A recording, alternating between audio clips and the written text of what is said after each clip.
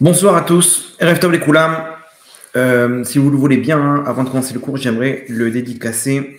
Alors, pour la Refoua Shelema de Anne-Marie Chana Batmatid Messaouda, ainsi que pour la Refoua Shelema de Sarah, Rika, Chaya Talia Chemaïsa Bat Kamuna, Refoua Shelema Mitor Shach Olam Israël, les Avdil pour la réussite de Ishaï Shneor Israël Ben Nili Teshua, ainsi que pour la réussite de Raphaël Ben Michal, et donc dans toutes les délivrances, Hashem, Tchouva, Shabbat, etc. Et les Avdil Ben Chaim Ametim, les Nishmat pour l'élévation de l'âme de Paulette Zraïda Bat Louise, et pour l'élévation de l'âme de Marguerite Rachel Batadline Sarah. Hashem, Shinishmatam, Yud Srorot, Betzror Achaim. Excusez-moi. Voilà. Ok. Juste avant de commencer, le dernier appel pour le Tikkun Shovavim de jeudi. Ce jeudi, cette semaine, c'est la fin des Shovavim. Donc la dernière semaine. On essaie de boucler cette période des Shovavim avec un dernier Tikkun. Mais Hashem, ceux qui veulent participer avant la Géoula, avant la fin de cette galoute, je pense que le Rav Benayahu Shmuel, il a dit que c'est le dernier Tikkun Shovavim avant la fin des temps, et je pense qu'il a raison par rapport au fait qu'on connaît la situation, et autant, Bezrat Hashem, mettre toutes les chances de notre côté, et qu'on puisse nettoyer notre Neshama, Bezrat Hashem, pour le... Vous avez le son là? Tout va bien? Dites-moi si le son, l'image, tout est OK.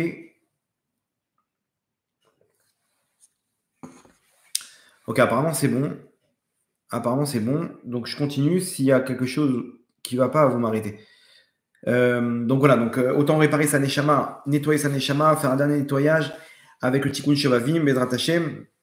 Et je pense qu'Hachem il attend que cette période se termine, cette grande vague de tchouva qu'il y a, que c'est pas que dans le Tikkun Shovavim, hein, dans tous les courants, on utilise cette période pour faire tchouva, que ce soit là dans la Chassidoute, dans tous les mouvements, il y a des jours de jeûne, de la parole, de Teilim qui sont organisés. Donc c'est une période qui est très forte. Et bien sûr, on met de côté plein de mérites pour la suite. Ok, c'est bon, on peut commencer. Vous êtes prêts? Le son, l'image, tout va bien? Ok, super. Alors, le cours de ce soir, je pense que c'est un cours qui pourra nous servir par rapport à la suite. Je pense que ça peut être un enseignement qui peut être très important à utiliser tous les jours. L'argent, on est tous confrontés à l'argent, que ce soit par rapport au le fait qu'on donne de l'argent, qu'on achète ou qu'on reçoit de l'argent, on est confronté à ça. On ne va pas parler d'alachot, de comment ça marche, etc., mais plus de secrets. Pourquoi Hachem il a fait un système qui s'appelle l'argent? Vous allez voir que ça va changer beaucoup de choses dans la vision de notre vie au niveau de l'argent. L'argent, tout le monde sait, kesef en hébreu, c'est d'avoir chez Kulam Nirsafim Elav. Tout le monde est attiré, tout le monde le désire. Okay, l'argent, tout le monde le désire. Vous voyez comment le monde il tourne autour de l'argent. Que le souhait d'une personne, c'est d'être riche, d'avoir beaucoup d'argent, de gagner au loto. L'argent, c'est quelque chose qui est central dans notre vie. Okay, vous allez voir que derrière se cache quelque chose que si on arrive à comprendre le principe, okay, ça pourra changer pas mal de choses dans notre vie. Okay, donc on va essayer ensemble de se renforcer par rapport à ça. Okay, moi avec vous, hein, dans l'explication, on va rentrer dans les détails de ce que c'est l'argent, spirituellement parlant, et on va essayer de se renforcer par rapport à ce sujet-là. D'accord? Ok. Alors, je vous demanderai d'attacher vos ceintures. On va rentrer dans des notions kabbalistiques assez profondes, mais vous allez voir, on va essayer de descendre ça à tout niveau, facile, pour pouvoir comprendre le principe. D'abord, au niveau actualité, comme vous le savez, Israël est en phase de rentrer à Rafah. Rafah, c'est le dernier bastion du Hamas. Là-bas, il y a 7 bataillons. 7 bataillons qui se sont en fait au fur et à mesure repliés. Okay, et c'est là-bas que tout se passe.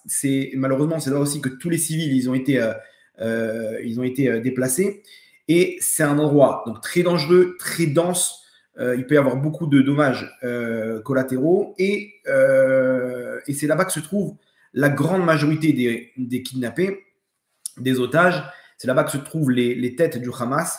Donc tout le monde a les yeux rivés sur ce que va faire Israël. Bien entendu, tout le monde est contre, et à leur tête, les États-Unis. Les États-Unis et Biden sont contre une entrée d'Israël dans le bastion, dans la ville de Rafah. Ok. Au fond, passer par rapport aux civils, par rapport à ce que ça risque d'être très dur, etc. Tout le monde a envie de finir avec cette guerre. Ils ont envie de voir le moins possible de civils. Donc, on demande à Israël d'arrêter. L'Égypte aussi, parce que c'est à la frontière de l'Égypte. Bon, l'Égypte, je pense, c'est pour une autre raison. Parce que l'Égypte, on va découvrir qu'en fait, ils étaient de mèche avec le Hamas. J'imagine qu'il doit y avoir des tunnels là-bas, c'est des autoroutes, quoi. Comment c'est possible qu'ils ont autant de missiles, autant d'armes? Quoi, Israël, ils ne surveillent pas. Israël, ils n'ont pas d'informateurs. Bien sûr qu'ils ont des informateurs, mais l'Égypte ici laisse passer.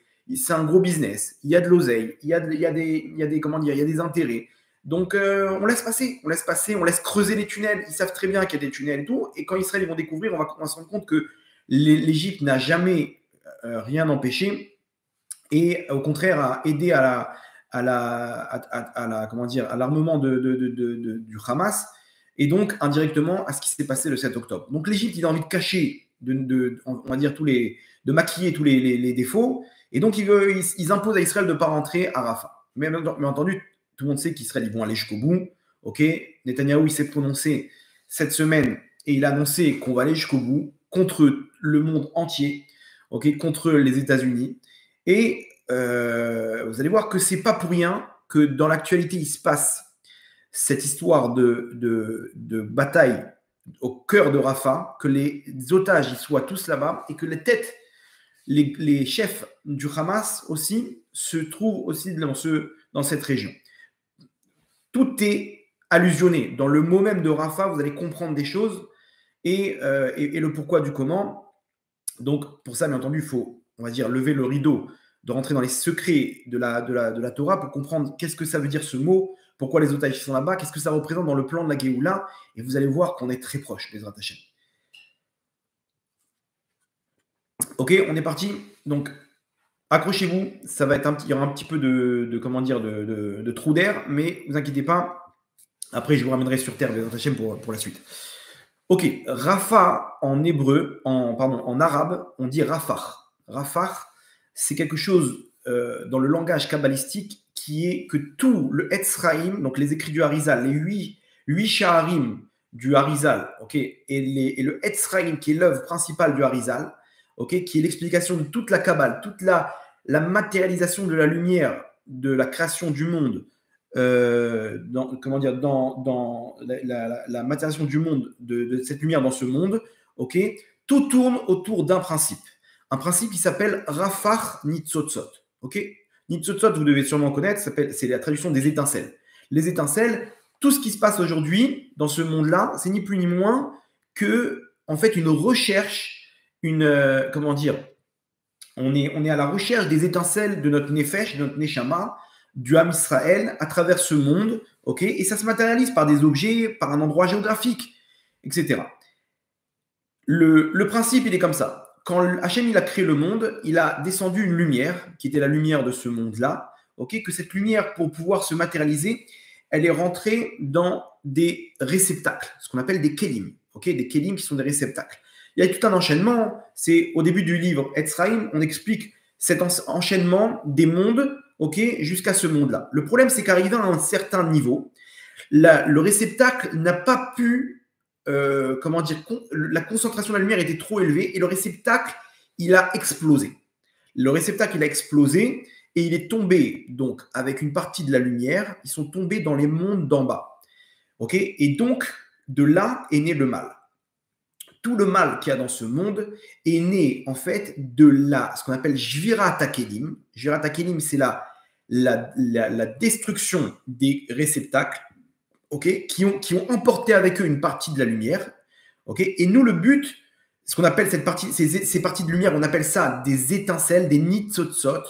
Okay, et le but aujourd'hui, tout ce qu'on fait, c'est de ramener ces étincelles à leur source. Okay, et tout ça, c'est allusionné dans le pasouk de la Torah qui dit, à la fin de la paracha de Vaishlach, là-bas, on ramène les rois de Édom. Dedans, dans ces rois de Édom, Béla, etc., tous ces rois-là de Édom, c'est ni plus ni moins que l'allusion à cet enchaînement des mondes, ok, jusqu'à que les kélim ils se sont brisés, la lumière elle est descendue dans le kéli d'après, il s'est brisé, etc. Jusqu'à temps que la lumière elle a pu être récupérée et stable et se stabiliser. Là-bas on nous dit comme ça, Ve'ele amelachim asher malchu be'eretz Edom, et voici les rois qui ont dominé dans le pays de Édom. Donc Édom, ça représente tout ce qui est une lumière qui n'est pas cette lumière de la création du monde, c'est la lumière qui a un but, que ce monde-là, donc c'est-à-dire dans l'ADN même de cette lumière, c'est d'arriver à ce qu'Hachem il devienne roi sur terre. Ok, c'est le but de ce monde-là. Vaya Hachem le Melech al kol haaretz. Hachem, pourquoi il a créé le monde? Pour faire un plan où à la fin, il sera le roi de ce monde-là. Il a mis ça entre nos mains, on a le libre arbitre de réaliser par l'intermédiaire du plan qui est la Torah, de faire d'Hachem un roi sur terre. Donc on a une descente pour pouvoir récupérer les étincelles qui sont cette lumière. Les étincelles, c'est la lumière. Cette lumière-là, c'est la royauté d'Hachem sur terre qui sont descendues dans le mal. Donc le mal aujourd'hui, la vitalité qu'il a, la domination qu'il a dans le monde, l'origine, c'est ces étincelles de royauté d'Hachem qui sont descendues avec les kélim, avec les réceptacles qui sont descendus. C'est voulu par Hachem. C'est voulu par Hachem. Il fallait qu'on passe par une période d'obscur pour pouvoir faire d'Hachem un roi. Ok, vous comprenez que si tout est beau, tout est rose, quelle est la valeur de notre travail, de notre service? Ok, donc il faut que le mal reçoive des forces et là-bas, dans l'obscurité, qu'on illumine, qu'on fasse d'Hachem un roi. D'accord? Donc ça, c'est le principe de ce monde. Les étincelles, donc elles sont tombées. Ces étincelles, c'est quoi? C'est la royauté d'Hachem. C'est cette lumière dont la source et l'objectif, c'est la royauté d'Hachem. Ok? Très bien. Nous, on est là pour récupérer ces étincelles. La lumière, donc, c'est ce qu'on appelle les rois d'Édom, parce que c'est des rois qui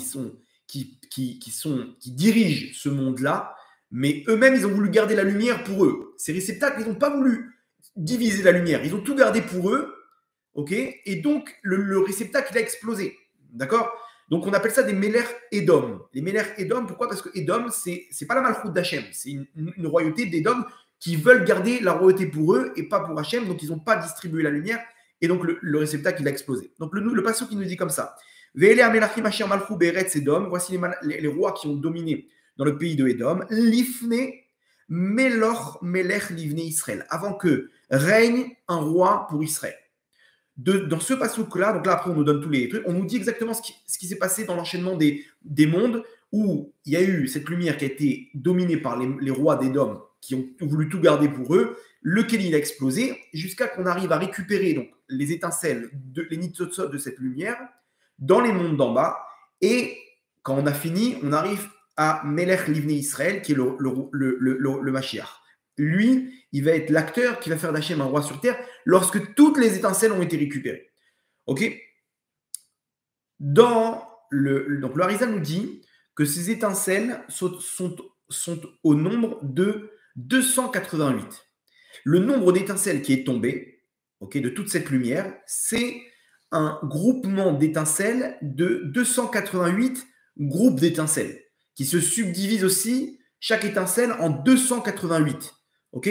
Donc, ces 288-là, c'est une valeur qui nous représente les étincelles qui sont descendues dans les mondes d'en bas. Donc, 288 qui se subdivisent chaque étincelle par 288. Chaque sous-étincelle, elle se divise aussi en 288 et ainsi de suite. Donc, nous, quand on va récupérer une étincelle, c'est un millième, un millionième d'un groupe d'étincelles qui est de 288. D'accord? Et c'est pour ça que tout au long des générations, le Ham Israël, il parcourt des épreuves, il parcourt des pays, il doit être confronté face à des nouvelles nations, face à de nouveaux obstacles, etc., pour récupérer les étincelles de chaque événement, de chaque objet, de chaque chose dans lequel il se trouve. C'est pas pour rien que telle personne elle se trouve à Montréal, à Paris, en Israël, chacun selon son rôle vis-à-vis de ces étincelles, pour faire d'Hachem un roi sur terre. D'accord? Ok, j'espère que c'est plus ou moins clair. Maintenant, donc rappelez-vous bien, on a le nombre d'étincelles, c'est 288. 288, c'est la valeur numérique en hébreu de Rafah. Comme je veux dire, Rafah Nitzotzot, les 288 étincelles. Donc, quand on entend Rafah, que la dernière bataille à Gaza, ça se trouve à Rafah, ok? En hébreu, c'est Rafiach. Rafiach, c'est pas vrai parce qu'on a rajouté un yud. Un yud pour dire que chaque étincelle est composée de 10 sphirotes. Ok, donc c'est pas un problème. Mais en arabe, c'est Rafah. Ok, donc quand on nous dit Rafah, n'importe quelle personne qui a un minimum de connaissances en Kabbalah, tout de suite dit oh, Rafah, c'est les étincelles. Effectivement. Là-bas, qu'est-ce qu'on va faire? Donc, rappelez-vous, ces étincelles, elles sont descendues dans les forces du mal. Et là-bas, on doit descendre, les chercher, les sortir, le mal tombe. Et Hachem devient roi sur terre. Là-bas, c'est le dernier bastion où toutes les têtes du Hamas se trouvent. C'est-à-dire que les forces du mal, elles sont concentrées à Rafah. Ok? Et qu'est-ce qu'on va essayer de retirer? Comme vous avez vu la semaine dernière, les 2 otages, ils étaient à Rafah. Ok? Là-bas, la majeure partie des otages, ils se trouvent à Rafah. Mais bizarrement, à quel niveau ils se trouvent? Très peu, ils sont dans des maisons. Les 90%, ils sont dans les tunnels. C'est-à-dire qu'ils sont en profondeur. Et là-bas, on doit chercher des Neshamot juives, ok, dans la ville de Rafah. Là-bas, on les tire des forces du mal, qui sont le Hamas, qui les protègent et qui sont prêts à les tuer si jamais il y a une intervention de l'armée. C'est-à-dire qu'ils ont un ordre que si jamais on vient les libérer, boum, une balle dans la tête aux otages et on termine le travail. On doit tirer ces otages des profondeurs de la ville de Rafah, là où se trouvent les derniers, les combattants les plus acharnés du Hamas, parce qu'ils se sont tous repliés. Imaginez-vous, les chefs, ils vont pas se mettre en avant. Ok, les chefs, ils envoient les débutants, et eux, au fur et à mesure, ils fuient, et là, ils n'ont plus où fuir. À part si peut-être qu'ils peuvent s'échapper par l'Égypte, mais en tout cas, ils n'ont plus où fuir, et Israël, ils vont rentrer. C'est-à-dire que cette bataille-là, c'est ni plus ni moins que la bataille qui symbolise la récupération des Rafah Nitzotzot dans les forces du mal. Donc cette bataille-là, elle est, sur le plan kabbalistique, elle veut nous dire que c'est la bataille finale, spirituellement, afin de récupérer les étincelles. Là-bas, sur place, les soldats, ils se battent, ils font des actes de bravoure, c'est des héros, des actes héroïques, où ils récupèrent des étincelles. Et là-bas, il y en a qui partent à Kiddush Hashem, qui partent, et lorsqu'ils partent, ils récupèrent des étincelles. Là-bas, on libère des otages, mais on libère spirituellement aussi des étincelles. Là, sans compter à distance les 1000 milliards de prières, de Teilim, de Tzedaka, et de Afrashatrala, et de mitzvot que l'Israël Israël fait, il y a spirituellement une force qui agit dans l'endroit géographique qui s'appelle Rafah. Ok? Donc vous avez compris que c'est la bataille finale, ok, où Gaza tombe, et bien entendu, on arrive à la phase de la naissance du Mashiach, parce que lorsque toutes les étincelles elles sont récupérées, alors c'est là que la royauté d'Hachem, la royauté d'Hachem, elle est mise au monde, elle est mise au monde dans cette bataille, ok? C'est accouchement. Vraiment, on nous dit que quand on va arriver là-bas dans ce truc-là, on sera à l'accouchement. On sera là, on est vraiment dans la dernière contraction. Cette bataille-là, c'est la dernière contraction, c'est la plus dure. Ok, le monde, il ne nous laissera pas faire. Il y a le Nord aussi en parallèle. Mais vous avez compris que le Nord, c'est pas le but. Ce qui se passe spirituellement, l'épreuve qu'on vit avec cette guerre à Gaza, ok, c'est la dernière guerre avant la venue du Mashiach. Nos soldats, ils vont revenir avec le Mashiach de cette guerre. Pourquoi? Parce que là-bas se trouvent les dernières étincelles qu'on a besoin pour déclencher la venue du Mashiach. D'accord? Donc, c'est une question de semaines, de mois. On y est, Baruch Hashem, Hashem est en train d'intervenir, et géographiquement parlant, on est en plein dedans. D'accord? Il y a un problème de son? Vous êtes avec moi ou pas? Si ça bug, je crois qu'il faut redémarrer chez vous. Ok, des fois, le problème, il est dans la connexion aussi chez vous.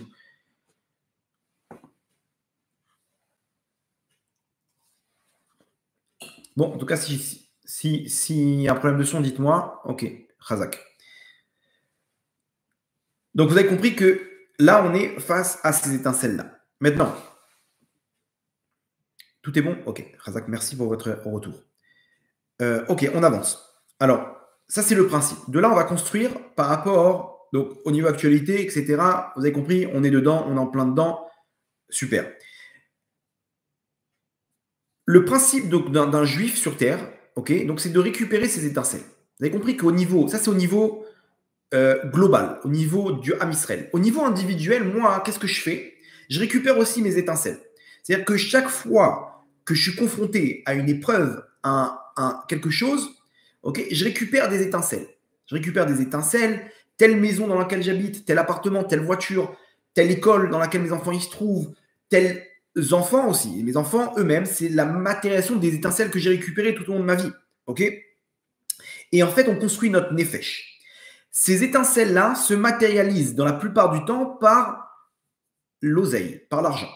Les pièces d'argent, ok, c'est ni plus ni moins que la matérialisation des étincelles. Tous les biens d'une personne, ok, tout son portefeuille, c'est-à-dire que ça peut être sa maison, ça peut être sa voiture, sa famille, tout ce qui lui appartient, tout ce qui appartient à une personne, c'est la matérialisation de son nefesh. Son nefesh, son esprit, je ne sais pas comment, son neshama, quoi, si vous voulez, son nefesh. Et comme on dit, regardez comme c'est intéressant, mais on dit que l'argent, on appelle ça damim. Damim. En hébreu, un des noms qu'on donne à l'argent, c'est damim. Damim, c'est le sang. Dam, c'est le sang. Et on dit dans la Torah, Adam ou un nefesh. Le sang, c'est le nefesh d'une personne. Et c'est pour ça que quand on retire à une personne une somme d'argent, on sent qu'on lui a retiré son nefesh, là, sa neshama. Il ne peut pas payer. Attends, c'est bon, sors l'argent. Il a du mal, on a du mal. Les gens, ils sont attachés à l'argent parce qu'ils sentent que c'est une partie de leur nefesh. Vous allez voir comme c'est fort, mais c'est vraiment deux personnes. L'un, il a travaillé toute la matinée. Il a fait les marchés avec son oncle. Ok, il a touché 200 euros. 200 euros. Et l'autre, sa grand-mère, elle lui donne pour son anniversaire, tiens mon tzaddik, prends 200 euros.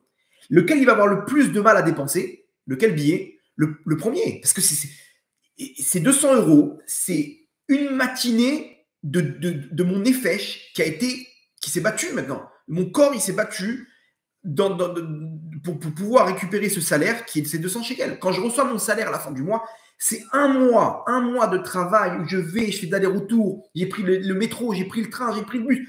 C'est une partie de moi, c'est une partie de mon nefesh. J'ai du mal à le dépenser comme ça. Okay, par contre, ces 200 euros que j'ai touchés, ils repartent directement. C'est moins attaché à mon nefesh. D'accord? Donc, le dam, Adam ou un nefesh, le dam, c'est le kesef. Kesef, c'est l'argent. D'accord? Maintenant, toute chose que j'arrive à acquérir, ça fait partie de mon nefesh. Ça fait partie de mon nefesh. OK? Pourquoi? Parce que cet argent-là, je l'ai échangé par rapport avec un bien. Ce bien-là, il va me servir pour construire mon nefesh. OK? J'ai acheté de l'essence. L'essence, il va me permettre de me déplacer pour pouvoir aller prier, pour pouvoir faire une mitzvah, pour pouvoir aller chercher mes enfants à l'école. Ça peut être quelque chose de matériel comme de spirituel, mais tout est en rapport par rapport au rôle que j'ai sur Terre. Vous comprenez bien? Par rapport au rôle que j'ai sur Terre. Et donc, en fait, l'objet lui-même, quand il rentre chez moi, derrière se cachent des étincelles. Derrière se cachent des étincelles. C'est pour ça que des fois, j'ai pas de voiture. La voiture, elle est en panne. Hachem, il veut que je me débrouille maintenant sous la pluie à prendre le bus. Okay, parce que c'est là-bas que je vais récupérer les étincelles que j'ai besoin maintenant, dans la pluie, dans le bus. Et là-bas, je vais sortir quelque chose que je ne comprends même pas. Je ne sais même pas pourquoi je suis passé par là. J'ai fait une bracha là-bas dans tel endroit. J'ai pris une canette de coca. J'ai fait Shakol Yabidvaro. J'ai bu. J'ai fait quelque chose. Derrière ce coca, il y a des étincelles. Okay, derrière chaque Kelly, okay, je vous explique le principe. Il y a le Kelly, c'est le réceptacle, cette canette de coca, ce coca-là. Derrière, il y a des levushim. Okay, derrière, il y a des tzlamim, des mochines et de la lumière, des étincelles. Quand je bois ce coca avec la bracha, si j'ai fait la bracha ou pas, je n'ai pas récupéré les mêmes étincelles. Avec cette action-là, j'ai récupéré 2 étincelles. Comment j'ai fait pour récupérer ces étincelles? J'ai utilisé l'argent. J'ai pris une partie de mon nefesh pour acquérir cette canette de coca. J'ai fait une bracha. Le coca, il est rentré en moi. Il m'a donné un peu de sucre. J'arrive à me concentrer. J'arrive à faire quelque chose. Je récupère, la lumière, elle monte, elle redescend dans mon nefesh. C'est-à-dire que j'utilise une partie de mon nefesh pour récupérer une lumière qui va redescendre dans mon nefesh. Vous avez compris le système? L'argent, c'est quelque chose qui est une partie de moi avec lequel je vais acquérir des choses dans ce monde-là qui vont me servir de créer d'autres lumières qui vont rentrer dans mon nefesh, qui vont me donner encore plus d'argent. OK? et que je vais dépenser, je vais récupérer de la lumière. Donc, tout est selon comment j'utilise après l'objet. Selon les règles de la Torah, si je suis honnête, si je fais des mitzvot avec, si je donne de la tzedaka, quand j'utilise cet argent pour donner de la tzedaka, j'ai créé une lumière qui est très grande. Cette lumière, elle redescend dans mon nefesh et elle me donne encore plus d'argent. C'est le principe du maaser. Le maaser, j'ai donné 10% de mon argent. Mais attends, normalement, je suis perdant. Non, mon sadique. La chaîne, il te dit, si tu donnes du maaser, teste-moi. Tu vas voir si tu ne vas pas t'enrichir. Comment ça, teste-moi, je vais donner 10%. Les 2-3 premiers mois, on va pas s'en rendre compte. Sur le long terme, la personne, elle va s'enrichir. Moi, je l'ai vu de mes propres yeux. Des gens qui m'ont donné leur maaser. Ils m'ont dit, moi, je suis intéressé par ta Torah. Je veux que tu t'étudies. Ne bouge pas. Moi, je travaille. Je dois donner mon maaser. Je te donne à toi. J'ai un de mes cousins. Il m'a donné 50 euros. Il était apprenti il était en stage. Il m'a dit, voilà, j'ai fait un petit dossier. Voilà 50 euros. Je t'en prie, prends mon maaser. C'est pour toi. Il était gêné. Il me dit, c'est rien du tout et tout. Je sais que tu es père de famille. Je dis, mais c'est pas grave. T'inquiète pas. C'est pas. Et moi, j'avais beaucoup de mal de prendre au début. Mais après, j'ai compris. Je me dis, non, mais en fait, c'est moi qui lui rends plus de service qu'autre chose. J'ai récupéré cet argent-là. OK. J'ai étudié avec. Un jour, il est venu, quelques mois plus tard, avec une enveloppe. Il me dit, tiens, mon cousin, prends ça, une enveloppe, il y avait 2600 shekels, 2700 shekels. Il me dit, voilà, j'ai réussi 2-3 trucs et tout. Prends, vas-y, profite et tout. OK. Quelques semaines après, il vient avec une enveloppe, 6000 shekels. Après, il ouvre son propre magasin. Et bon, Rachel, il me dit, t'inquiète, c'est toi mon associé. Aujourd'hui, il a ouvert son deuxième magasin. Il a acheté des appartements. OK. Il est bien inara pour lui. Vraiment, j'ai vu ça en l'espace de quelques années. Comment, en fait, c'est moi qui lui ai plus rendu service que lui. Bien entendu, c'est tous les mois, il est là au truc. Mais je vois comment Akadosh Baruch Hu, il lui donne la bracha. Cette bracha-là, ça aurait pu se passer avec une autre personne. Hachem te dit, j'ai besoin qu'il y ait un système. Toi, tu ne dois pas étudier, tu dois être honnête dans ton métier. C'est ça ton tikkun sur terre. Alors quoi, je vais perdre la lumière de la Torah? Non, donne et tu vas récupérer. Ben quoi, j'ai perdu de l'argent si j'ai donné? Non, tu as perdu tout de suite, mais cette lumière que tu vas récupérer de la Torah, que l'étudiant il a étudié, elle revient dans ta neshama, donc ton nefesh, il s'amplifie, et donc tu arrives à ouvrir ton magasin, deuxième magasin, tu arrives à acquérir des biens sur terre. Pourquoi? Parce que d'où il a sorti ça, ton nefesh? Attention, c'est un tzaddik aussi. C'est un tzaddik, c'est pas moi. C'est lui aussi, il étudie tous les matins, il est honnête, et etc. Mais comprenez, il y a quelque chose. Il a dit En adam ma'ani me'at tzedaka. Un homme, il ne devient pas pauvre de la tzedaka. Pourquoi? Parce que c'est le meilleur investissement au monde. C'est le meilleur investissement au monde. Tu as récupéré une lumière dans ton nefesh. Mais non, attention, tu as acheté du fromage pour manger, je sais pas, te faire une raclette au fromage. C'est aussi quelque chose qui t'a donné de la joie, que tu as kiffé, tu as rigolé avec ta femme, etc. Ça aussi, ça donne de la force dans ton nefesh. Ça donne de la force dans ton nefesh. D'accord?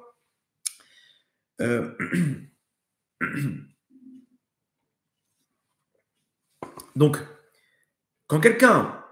Alors, c'est pas que de l'argent. Les femmes ont dit comment... Vous savez que la lumière de la Torah, c'est elle qui nous donne la possibilité de revenir dans la résurrection des morts. La Gemara pose la question, elle dit, une femme, comment elle n'étudie pas la Torah? Comment elle va avoir cette pile, cette batterie pour revenir, pour recharger sa neshama et revenir sur terre? La Gemara nous dit, si elle envoie son mari ou son fils étudier la Torah, si elle n'est pas encore mariée, qu'elle fasse quelque chose pour la Torah, ou de la tzedaka, ou même qu'elle se propose, elle va dans une synagogue, elle dit, regardez, le samedi soir, je suis libre, est-ce que ça vous dérange si je fais un petit coup d'éponge là dans la synagogue? Maintenant, on aurait dû payer une femme de ménage. Elle vient, elle fait ça, l'irvod à Torah pour Hachem. Elle fait en sorte que la Torah, elle existe, même si c'est indirect. Donc, elle récupère une lumière de l'étude de la Torah de cette synagogue, vous comprenez, ou de ce kollel. Elle récupère, elle a donné de son temps, elle a donné de son dame, son nefesh pour nettoyer. Elle a récupéré ça. Elle a laissé ses enfants étudier la Torah au Talmud Torah, son mari. Elle a récupéré cette lumière. Quelqu'un qui a donné pour qu'on étudie, c'est tout le principe de Israël, il a récupéré dans son nefesh. OK? Donc, on récapitule. L'argent, en fait, il est là, c'est des étincelles qu'on doit récupérer pour nous, pour notre rôle sur Terre, ou qu'on doit redistribuer. Il y a des étincelles qui sont cachées, il m'a donné pour ma femme, pour mes enfants, pour Pierre, Paul, Jacques, ok, à travers le monde. Ça peut être un médecin. Un médecin. En fait, on est simplement des abeilles, ok, qui viennent passer du pollen d'une plante à l'autre, d'une fleur à l'autre. Vous voyez, les abeilles, ce sont des soldats botaniques qui sont là pour faire passer du pollen d'une plante, d'une fleur à une autre fleur. C'est ça leur rôle. Un juif, c'est exactement le même rôle sur Terre. Il est là pour faire passer des étincelles d'une entité à une autre entité, d'un point à un autre point. Je suis là, je dois payer ma note d'électricité, il y a de l'argent qui doit sortir de chez moi. Je vais emprunter de l'argent à lui, ok, je dois marier mon fils, ma fille, j'ai de l'argent, il me manque 5 000 euros. Je demande, tu crois que tu pourrais me dépanner, il me manque 5 000 euros et tout, laisse-moi un an, je te les... Non, j'ai pas. Ah, il va demander à son oncle. Ok, son oncle il dit ouais, il n'y a pas de problème. Pourquoi son oncle il lui donne et après il va lui redonner? Il y a quelque chose entre lui et son oncle. Il y a un échange d'étincelles qu'il doit avoir. Il y a un lien qui se crée par ce prêt. Vous comprenez? Cet échange d'étincelles, elle se fait entre les deux Neshamot. C'est pas pour rien. Pour les détails, après 120 ans auprès d'Hachem, pourquoi lui et pas une autre personne? D'accord? Mais en tout cas, c'est comme du pollen. Ça passe d'une personne à l'autre, les étincelles. On doit acheter, on doit dépenser. Ok? Et je peux, grâce à ça, comprenez bien que tout le but des étincelles qui arrivent dans mon Nefesh, c'est pour faire d'Hachem un roi sur terre. Vous comprenez, les étincelles, c'est la lumière d'Hachem qui est la lumière de la royauté divine, du plan d'Hachem. Pourquoi j'ai tout ça? Pour pouvoir servir Hachem. Quand j'utilise cet argent dans le mauvais côté, ben, je fais pas rentrer de la lumière dans mon Nefesh. Au contraire, j'ai fait sortir des étincelles de mon Nefesh. Ok, j'ai fait une avéra avec le mec qui travaille Shabbat. L'argent qu'il a récupéré, c'est un argent qui est interdit. Donc cet argent-là, il ne fait pas du tout du bien à mon Nefesh. Au contraire, il alourdit mon Nefesh. Parce que ce n'est pas des étincelles, il n'y a pas d'étincelles là-dedans. Quelqu'un qui faute dans le Zera Levatala, la semence en vin, il sort de ses étincelles. C'est pour ça qu'on dit que quelqu'un qui sort, qui malheureusement, sa semence en vin, Motsi Zera Levatala, c'est les initiales de Mazal. Mazal, parce qu'il a que des problèmes de Parnassa. Que des problèmes de Parnassa. Pourquoi? Mais c'est normal. Les étincelles de ta Neshama, tu les éparpilles. Alors, tu es parti avec telle femme, avec tel truc, tu trompes ta femme, tu pars avec tu mets tes étincelles partout. Donc, c'est normal que tes biens, ils se rétrécissent. Parce que tu as dilapidé tes étincelles de ta Neshama. Vous comprenez la force maintenant du Tikkun Shuvavim, que quelqu'un il retrouve toutes ces étincelles? La Ségoula, pour débloquer sa Parnassa, c'est le Tikkun Shuvavim. Quelqu'un, il répare ces années de semences en vin qu'il a fait, ces années où il s'est amusé avec des filles et des filles, il a éparpillé ses étincelles, il récupère tout. Ah, vous allez me dire, attends, mais je connais une personne, il fait toutes les avérotes de la terre, pourtant il est riche. Bien sûr. D'où il reçoit l'argent? Il reçoit l'argent des forces du mal. Les forces du mal, ils lui donnent une lumière spirituelle négative dans son Nefesh qui va se matérialiser par de l'argent. Lui, il croit qu'il est gagnant, il croit qu'il a réussi. Mais à la fin, ça va se retourner contre lui. Comme toute personne qui a emprunté de l'argent à la mafia, à la fin, il croit qu'il est riche. À la fin, ils vont lui dire, écoute mon tzaddik, tu as 2 mois pour nous rembourser, là, sinon, on te double la dette. Mais quoi, mais ça va, doucement. C'est bon, je vous payerai plus tard. Non, je t'explique, tu ne payes pas maintenant, on te met une bombe sous la voiture. Et ces gens-là, ils font tchouva, et après, ils perdent tout leur argent. C'était pas eux, c'était pas leur argent, c'était les forces du mal. Les forces du mal, ils disent, attends, il a fait tchouva maintenant. Il fait tchouva, on ne va pas lui donner de notre lumière. Donc, ils enlèvent leur lumière. Maintenant, il ne peut pas recevoir des étincelles parce qu'il est en train de faire tchouva. Il ne connaît pas encore les halachot et machin et tout. Donc, il est entre les deux lumières et il se retrouve toujours. Les gens qui font tchouva, ils ont des pertes d'argent au début. C'est pas pour rien. C'est bon signe. Attends, mais je réussissais. J'avais de l'argent. J'avais un forex. J'étais multimillionnaire. J'ai fait tchouva. J'ai tout perdu. C'est bien. Tu es en train de réparer ton Nefesh. N'aie pas peur. Donc, petite page publicitaire pour le Tikkun Shuvavim. Ceux qui n'ont pas encore eu la chance de récupérer leurs étincelles, c'est une chance en or. Jeudi, Bezrat Hashem, Tikkun Shuvavim avec nous pour ceux qui veulent participer. Donc, l'argent, pour les Juifs, c'est quelque chose de kadosh, de saint, de sacré qui va me permettre de réaliser mon rôle sur terre. D'accord? Et remarquez bien, l'argent, c'est dans le Shulchan Aruch, c'est Choshen Mishpat. C'est un des 4 livres du Shulchan Aruch. C'est-à-dire ça a autant de place que le Etrog, que le Lulav d'un Juif sur terre, que l'étude de la Torah. Ça a une place importante pour autant que n'importe quelle mitzvah. Il y a tout un livre qui s'appelle Choshen Mishpat, les lois les règles d'argent entre voisins, de dommages, d'intérêts, de prêts. Tout ça, c'est dans Rochel Mishpat. OK? Mais là, pour la participation, pour ceux qui veulent participer, je ne l'ai pas dit, mais sur le groupe WhatsApp, là-bas, il y a toutes les instructions. Vous inscrivez là-bas. Le numéro du groupe WhatsApp pour le Tikkun Shevavim, c'est le plus 972 50 972 55 15. D'accord? Donc, si vous ne l'avez pas fait encore, profitez-en. C'est le dernier avant la période de Shevavim. Tout est possible aussi dans l'année, mais ça n'a pas la même force. D'accord? Donc, on fait une toute petite récapitulation. Comprenez bien. Un juif, il est venu pour faire d'Hachem un roi sur terre. Pour ça, il va devoir parcourir un parcours qui va être la récupération des étincelles individuelles de sa Neshama qui vont faire d'Hachem un roi sur terre. Comment il sait où aller, comment? Selon les règles de la Torah. D'accord? Selon les règles de la Torah. De là, Hachem lui donne exactement la somme qu'il doit avoir pour pouvoir réaliser son rôle sur terre. Beaucoup d'argent ou pas beaucoup d'argent, riche, pauvre, on reçoit exactement ce qui est prévu. Quand est-ce que ça se passe? À Rosh Hashanah. À Rosh Hashanah, là-bas, Akadosh Baruch Hu, il devient roi. Viens, on va voir toi, qu'est-ce que tu proposes pour ma royauté? Qu'est-ce que tu proposes pour ma royauté? Très bien. Donc, voici la somme, la parnassa qui va être définie de Rosh Hashanah à Rosh Hashanah. Cette somme-là, elle est définie pour pouvoir faire de moi un roi sur terre qui, comprenez bien, se matérialise par la récupération des étincelles au cours des épreuves, des obstacles, du parcours qu'un juif il passe. D'accord? Donc, celui qui se comporte bien, il récupère rapidement les étincelles, ok, et automatiquement il s'enrichit, à part si son rôle c'est d'être pauvre. Malheureusement, il a un tikkun avec ça. Il était riche avant, il ne donnait pas la tzedaka, donc il doit percer 2-3 ans dans la pauvreté. Ok, donc il peut être le plus droit sur terre. Il y a des tzadikim qui étaient droits, qui faisaient ce qu'il faut, qui étaient pauvres. C'est pas pour rien. Ils doivent passer par là. Ok, ils doivent passer par là. Leur prière, elle amène l'abondance sur terre, etc. Mais en règle générale, dans 90% des cas, quelqu'un qui se comporte droit, qui réalise ce qu'il faut, il s'enrichit. Il s'enrichit. Pourquoi? Parce qu'il amplifie son effet. Et donc, il y a plus de biens sur terre.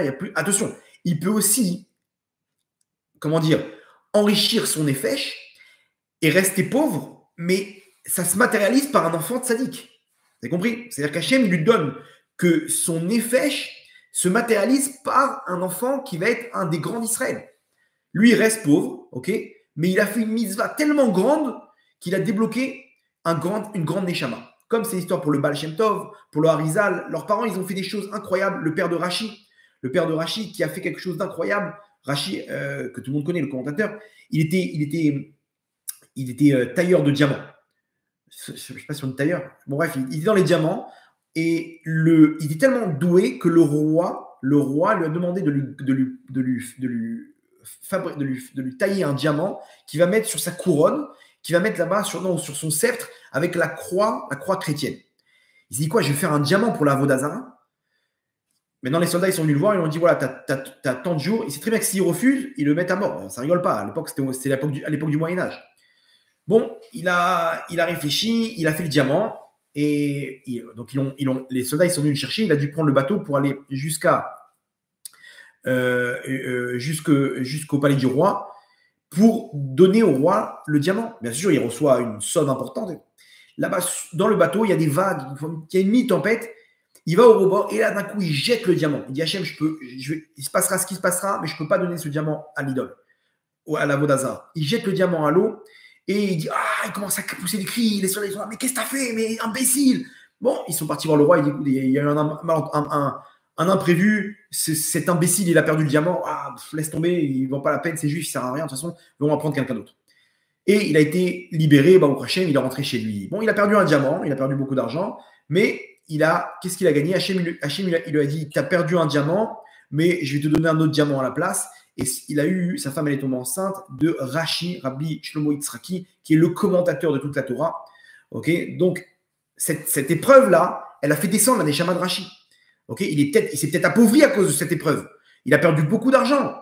Donc, ça se matérialise des fois dans d'autres choses, qui n'est pas seulement l'argent, mais la majeure partie du temps, c'est de l'argent ou des biens ou une femme tzadéket, ou des enfants, etc.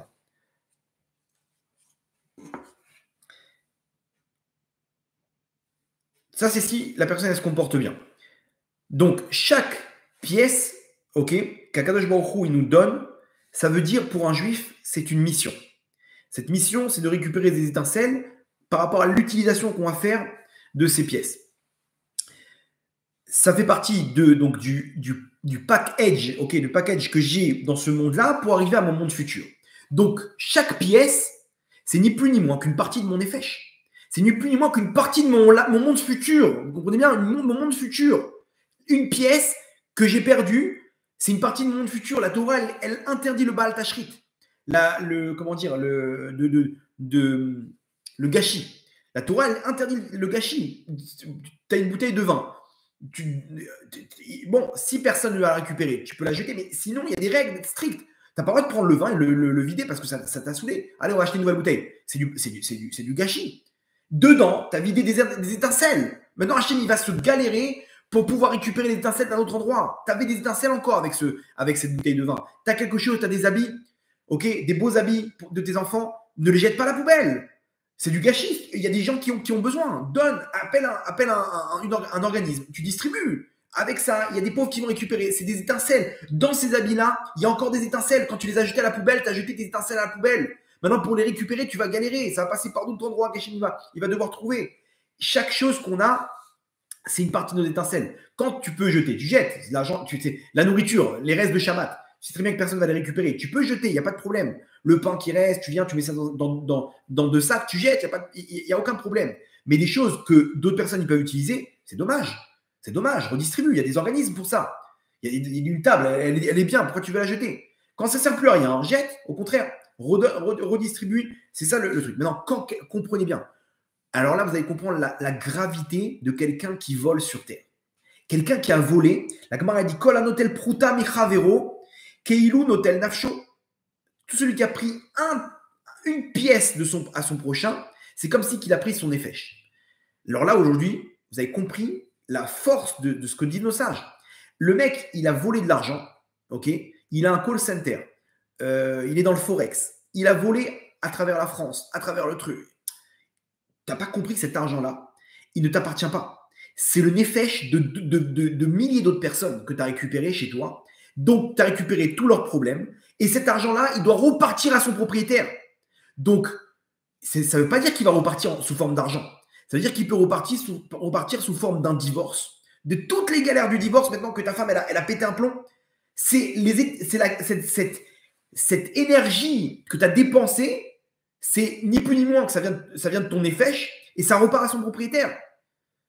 Vous vous rendez compte la gravité du vol? La Gemara, elle explique tout simplement. Elle dit l'argent volé, c'est comme l'œuf qu'on a volé à un nid. Dans un nid d'oiseau, il y a des œufs. J'ai récupéré l'œuf. Je dis, ouais, c'est moi, ça va être mon oiseau.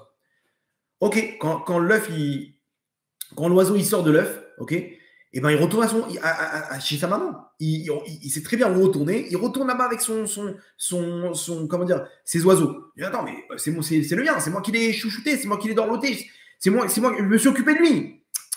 T'as pas compris, là, il appartient à ce monde-là. Il t'appartient pas à toi. L'argent, c'est pareil. Cet argent-là, tu crois que ça t'appartient.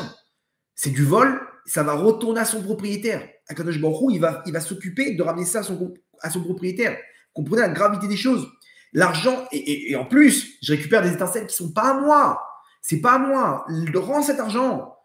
Tu as de l'argent, tu as une dette, sors cet argent. Sinon, il va sortir d'un autre endroit.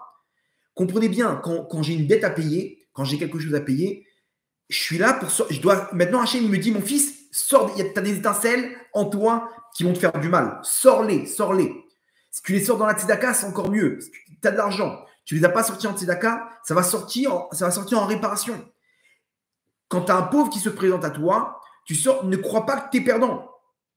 Ne crois pas que tu es perdant. Cet argent-là, il doit sortir de toi. Ces étincelles, ils doivent sortir de toi. Donc, c'est juste, ça me donne juste une autre vision des choses.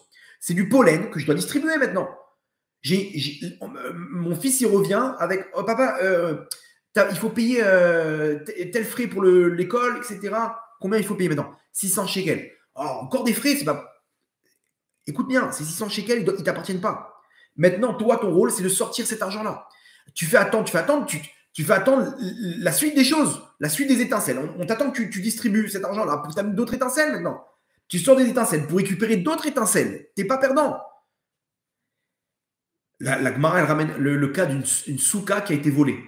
Le mec, il a volé une souka. Il n'est pas acquitté de la misa. Parce que ce n'est pas tes étincelles. Cette souka-là, tu ne peux pas réaliser. Tu ne peux pas récupérer la lumière, ce n'est pas tes étincelles. Donc, tu n'as pas réalisé la misa de souka.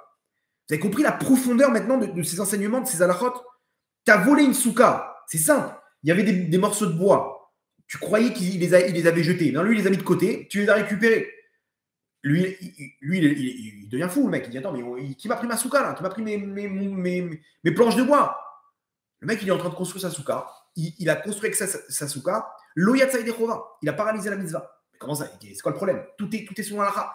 Cette souka ne t'appartient pas. Donc, les étincelles que tu peux retirer ne t'appartiennent pas. Donc, tu peux paralyser la mitzvah. La mitzvah de t'asseoir sous la souka récupère les étincelles matérielles qui sont dans ces matériaux-là, de ces branches ces planches de bois. Sauf que ça ne t'appartient pas. Donc, tu peux pas ramener cette lumière. Vous comprenez la profondeur? Pareil, de l'argent qui est donné de mauvais cœur. Un cadeau qui est donné de mauvais cœur. Fuyez de tout ça. Quelqu'un, il te dit, tu viens, tu es en train de retirer de l'argent. Ouais, laisse tomber. Tu ne prends pas cet argent. Il est néfaste. C'est de l'argent qui est néfaste. Tout l'argent qui est donné de mauvais cœur. On ne parle pas de l'argent qui t'appartient. Quelqu'un, il te rend une dette, mais il fait la tête. Ça n'a rien à voir. On parle que tu es là en train de négocier avec quelqu'un, ok, pour acheter. Et tu vois que le mec, il ne veut pas descendre. Il est perdant maintenant. Tu dis, je peux pas. Et tu viens, tu pousses. Bon, voilà, j'achète pas. Bon, vas-y. Prends. Il t'a fait la réduction de mauvais cœur. Au fond, il a encore des étincelles là-bas. Vous comprenez? Pareil, les cadeaux. Ne prenez pas de cadeaux. Tout cadeau qu'on vous donne, on vous a offert une montée à la Torah, donne même un shekel à la tzedaka. Tu dis, c'est pour.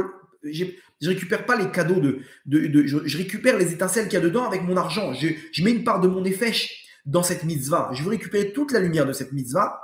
Donc, j'achète cette mitzvah.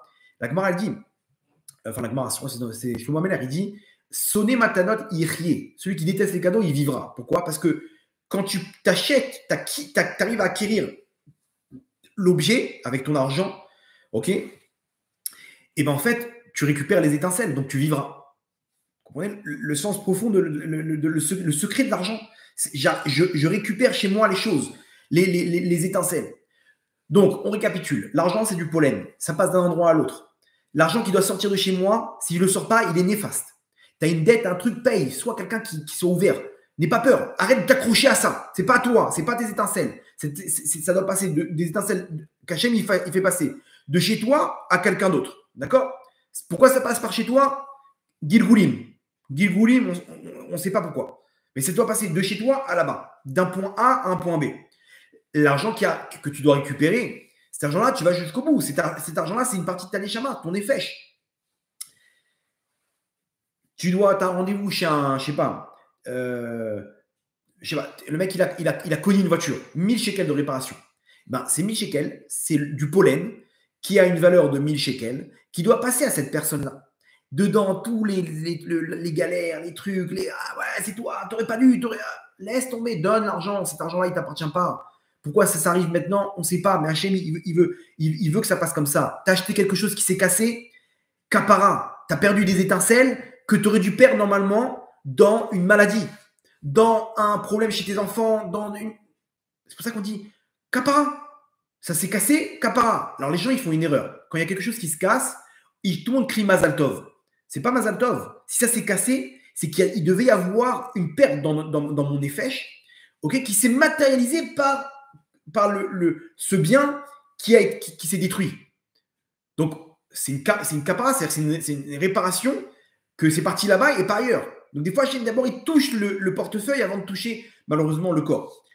On avance. Là, vous allez comprendre pourquoi Yaakov Avinu, il est reparti chercher les petites fioles d'huile. Vous vous rappelez là-bas, quand il a amené tout le monde. Il y a quelques fioles d'huile qu'il a oubliées. Ça va. Capara. Non. Yaakov, il retourne les chercher. Il refait l'aller-retour. Il se confronte avec l'ange d'Esav.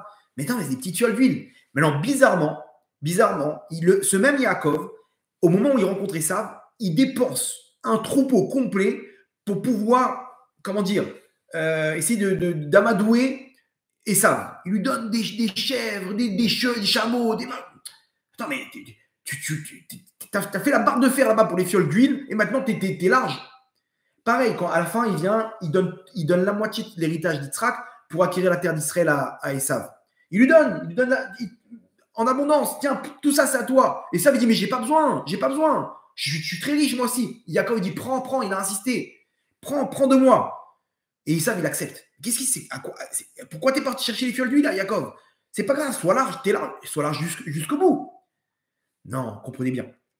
Yaakov, il sait très bien que ces fioles d'huile, c'est une partie de ses étincelles. Il ne peut pas les abandonner. Ces fioles d'huile, il a pressé les olives. C'est pas pour rien, il y a une partie de son lamaba là-bas. Il y a une partie de son lamaba qu'il a perdu. Il est obligé de retourner. Et ces fioles d'huile, elles ont servi pour Hanouka. Donc là-bas, j'ai des étincelles, je ne peux pas les abandonner. Par contre, pour Esav, je dois me débarrasser d'Esav. Donc si je dois dépenser, je dois sortir de mes étincelles pour me débarrasser de lui, la brioute, prends ce qu'il faut. Il a compris, Yaakov, que ce troupeau-là qu'il va donner à Esav, ça doit sortir de lui. S'il ne les avait pas sortis, ça aurait été néfaste pour lui. Cette viande-là, ces chèvres, ces vaches, ces taureaux, il y aurait une épidémie, il serait parti dans tous les cas. Vous comprenez l'histoire? Donc lui, il donne ça, il a compris. Il faut lui donner des cadeaux. Il y a là, prends. Attends, mais tu as fait la... Non, c'est une partie de mon lamaba quand je dépense maintenant. Là-bas, je dois récupérer les fioles, mais là, je dois dépenser. Pareil, pour récupérer la terre d'Israël, il lui donne la moitié de l'héritage qu'il a reçu d'Yitzhak. Il lui dit, prends tout, prends mon frère, tout ça, c'est à toi. Pourquoi? Parce qu'il récupère les étincelles de la terre d'Israël grâce à ça. Vous comprenez? Pareil, Avraham Avinu, il va voir Ephron, il veut pas de cadeau. Il lui dit, combien ça coûte? Ephron, il a arnaqué grave. C'est pas grave, je veux pas laisser une étincelle chez les forces du mal. Je récupère 400 pièces en argent, prends. Les gens, ils disent, mais c'est un pigeon, Avraham, il veut récupérer toutes les étincelles de Meharat Marpella. Pareil pour le mont du Temple. David Améler, il a acheté de plein pot.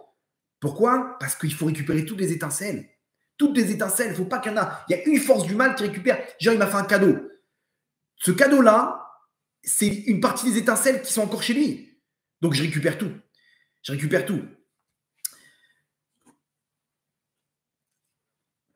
Moi, ça m'arrive comme ça. Il y a le jour, je passais dans un supermarché et là-bas, il y avait un travailleur, ok, qui est un travailleur musulman qui était là-bas, qui m'aidait à mettre les sacs. À la fin, je lui ai donné un pourboire. Pourquoi je lui ai donné un pourboire? Il était content. Je lui ai donné une petite pièce. Maintenant, je ne voulais pas qu'il me donne un cadeau et que de là, il y a des étincelles qui partent là-bas. Vous voyez ce que je veux dire? Genre, il a récupéré de moi quelque chose. J'ai racheté les étincelles avec ce petit pourboire. Pareil, quand j'étais en Ukraine, à Ouman, il y a un mec qui m'a pris ma valise, ok, pour repartir là-bas dans le taxi. Le mec, il m'a pris ma valise, il me l'a amené. Moi, j'ai insisté, je voulais garder ma valise, ça ne me dérangeait pas, elle était à roulette. Non, il me l'a pris. Qu'est-ce que j'ai fait? J'ai sorti un dollar, j'ai récupéré. J'ai dit, pourquoi maintenant je vais donner des étincelles à cette force spirituelle qui représente l'Ukraine, la chrétienté, tout ça. Et je récupère, pas de cadeau. Rends-moi mes étincelles là que tu as récupérées. Tiens, prends $1. Il était content. Non, ça m'a coûté quoi? $1, 10 shekels. Mais c'est bon, prends, même plus. Paye. N'aie pas peur. Sors cet argent-là, récupère les étincelles. Donne pas des forces. Cadeau, c'est-à-dire que tu as une partie des étincelles qui est partie là-bas. Comment tu les récupères? Tiens, prends l'argent et tu récupères le truc. Resh Lakish, la Gemara, elle nous raconte que Resh Lakish, avant de mourir, il a dit à ses enfants, est-ce qu'il reste quelque chose chez moi? Est-ce qu'il reste quelque chose? Son fils, il part et il dit, papa, il reste Kaba de Morika. Je ne sais pas ce que c'est une épice. Il reste une petite fiole d'épices. Resh Lakish, il pousse un cri, il dit, j'ai laissé ma vie dans ce monde-là. Justement, mais comment ça, laisser ta vie dans ce monde-là? J'ai laissé une partie de ma vie dans ce monde-là. Mais papa, tout va bien, t'es plein de mitzvot, t'as fait tchouva, t'es plein de mitzvot, qu'est-ce qui t'arrive? Pour un peu d'épices, j'ai des étincelles qui sont encore là-bas. Si je ne les ai pas utilisées, pourquoi je me les a données? Pour les utiliser pour mon lamaba. C'est un peu exagéré, hein, mais comprenez qu'on ne part dans ce monde-là, on ne part avec aucun bien sur terre. Tous ces biens-là, il faut qu'ils aient de près ou de loin une utilisation pour la malchoute d'Hachem. Sinon, ils n'ont rien à faire dans ce monde-là. Si je ne les ai pas utilisés directement ou indirectement pour la malchoute d'Hachem, j'ai perdu des étincelles dans ce monde. Et les gens, ils mettent de côté, et des biens. Et le mec, il part de ce monde-là d'un coup. Il arrive après 120 ans, Hachem dit, mon fils, tu avais plein d'étincelles, tu aurais pu construire ton Nefesh, t'es passé à côté, t'as fait la barre de fer. Tu étais large maintenant pour partir en vacances, mais tu as fait la barre de fer pour ton Nefesh. Pourquoi tu n'as pas fait ces réparations? Pourquoi tu n'as pas donné à Tzedaka? Pourquoi tu n'as pas pris un étudiant en Torah? Tu lui as pas dit, tiens, prends cet argent, t'étudies pour moi maintenant. Tu aurais construit ton Nefesh, tu aurais pris une autre vie, vous comprenez? Tu n'aurais pas perdu, tu aurais enrichi ton Nefesh, tu aurais encore plus de bien. Mais regarde, ce bien-là, il t'a amené quoi? Tu as tout perdu, tout est parti chez les clipotes maintenant. Ok? Ouais, j'ai encore beaucoup de choses à dire, mais je n'ai pas beaucoup de temps malheureusement. Je vais essayer de raccourcir. Le principe du Pidyon Nefesh. Ça, un jour, il faudrait que je fasse un cours sur le Pidyon Nefesh. Le Pidyon Nefesh, c'est magique. Quelqu'un, il donne de la tzedaka. Okay? Le Pidyon Nefesh, c'est le rachat de l'âme. Le rachat de l'âme, c'est une arme selon la Kabbalah, le Pidyon Nefesh. Incroyable. Incroyable. Depuis très peu, je l'utilise. Okay? Parce qu'il faut beaucoup de conditions. Et moi, malheureusement, je suis très perfectionniste. Si je ne fais pas les choses parfaites, j'arrive pas à les faire. Je peux pas. Donc, il faut acheter. Il faut 160 pièces en argent. C'est des pièces qui ont une valeur monétaire, c'est-à-dire que je peux utiliser dans un magasin. Donc, j'ai dû galérer. Je ne sais pas, vous vous rappelez, j'ai fait une annonce pour ça. Ça m'a coûté très cher, des cents en argent. Ok, des cents que je peux utiliser aujourd'hui dans un magasin à New York. Il n'y a pas de problème. Qui date de 1950-1960. Des petits cents en argent. À l'époque, ils étaient en argent. Et il en faut 160. Maintenant, c'est chacun, il vaut presque 15 shekels chez un collectionneur. Donc, ça m'a coûté très cher. Et on fait des schémas avec Doshim. Et on fait descendre, en fait, on utilise la tzedaka d'une personne. Une personne donne la tzedaka. On remplace la tzedaka par ses pièces en argent. Et on récupère par la tzedaka des étincelles perdues d'une personne. On récupère, on fait tout un système là-bas kabbalistique avec des schémas avec Doshim. On mélange, on crée des schémas d'Agdoshim avec les pièces, on mélange des groupes de pièces et on fait descendre une lumière qui va racheter l'âme. Pidyon Nefesh, le rachat du Nefesh. Pourquoi? Parce que grâce à la tzedaka, en fait, on fait tout un principe pour que cette tzedaka, elle récupère les étincelles qui sont tombées dans les forces du mal. Et donc, le mec, il reçoit une puissance des gens qui sont sortis du coma, des gens qui étaient avec des goyotes. Vraiment, j'ai vu des trucs incroyable. Alors, bien sûr, c'est combiné avec les prières de plein de choses. Mais j'ai vu des choses incroyables avec le Pidyon Nefesh. OK? Et vous comprenez maintenant comment ça marche. La tzedaka, en fait, elle rachète, elle libère les étincelles qui sont perdues. Elle libère les étincelles. Ton argent, il sert à libérer quelque chose. Il sert à échanger. Mais bien sûr, il faut cette règle kabbalistique qui s'appelle le Pidyon Nefesh, OK? Très connue dans le monde de la Torah, qu'on utilise en fait pour prendre cette tzedaka et l'échanger, racheter les étincelles qui sont tombées dans le mauvais côté. Après, on donne ça à la tzedaka, l'argent, et c'est comme ça que ça marche. Tout ça pour arriver à mon tikkun sur terre. Maintenant, comprenez bien. On va prendre une autre direction. Ok, je prends l'avion, si vous m'autorisez, à prendre une autre direction. On va rentrer en profondeur. D'accord? Remarquez bien les parachiotes, comment elles s'enchaînent. Je vous fais le petit avec les parachiotes de la semaine. On a la paracha de Yitro. Là-bas, on reçoit le don de la Torah. Une fois que tu as la Torah, donc on a Yitro, Mishpatim, Trouma, Tetzavé. D'accord? Là, on est dans la paracha Tetzavé. On a ces 4 parachiotes. Ce n'est pas pour rien qu'elles sont dans cet ordre-là. Vous allez comprendre le principe. Yitro, c'est le don de la Torah. On reçoit le don de la Torah. Pourquoi? Parce que comment je récupère les étincelles? Les étincelles, je les récupère avec le plan, le mode d'emploi qui s'appelle la Torah. D'accord. Donc lui, la Torah me dit où il y a des étincelles, où il n'y a pas d'étincelles. Manger à ce moment-là, tel jour, tu ne dois pas manger. Là-bas, il n'y a pas d'étincelles dans la nourriture à Kippour. D'accord? On enchaîne. On arrive à Mishpatim. Mishpatim, c'est la paracha qui nous parle, ok, des règles de Ben Adam Lachavero d'argent. Si j'ai endommagé avec mon taureau, s'il y a eu un trou, combien je dois lui rembourser, combien je dois lui payer, combien œil pour œil, dent pour dent, toutes les règles.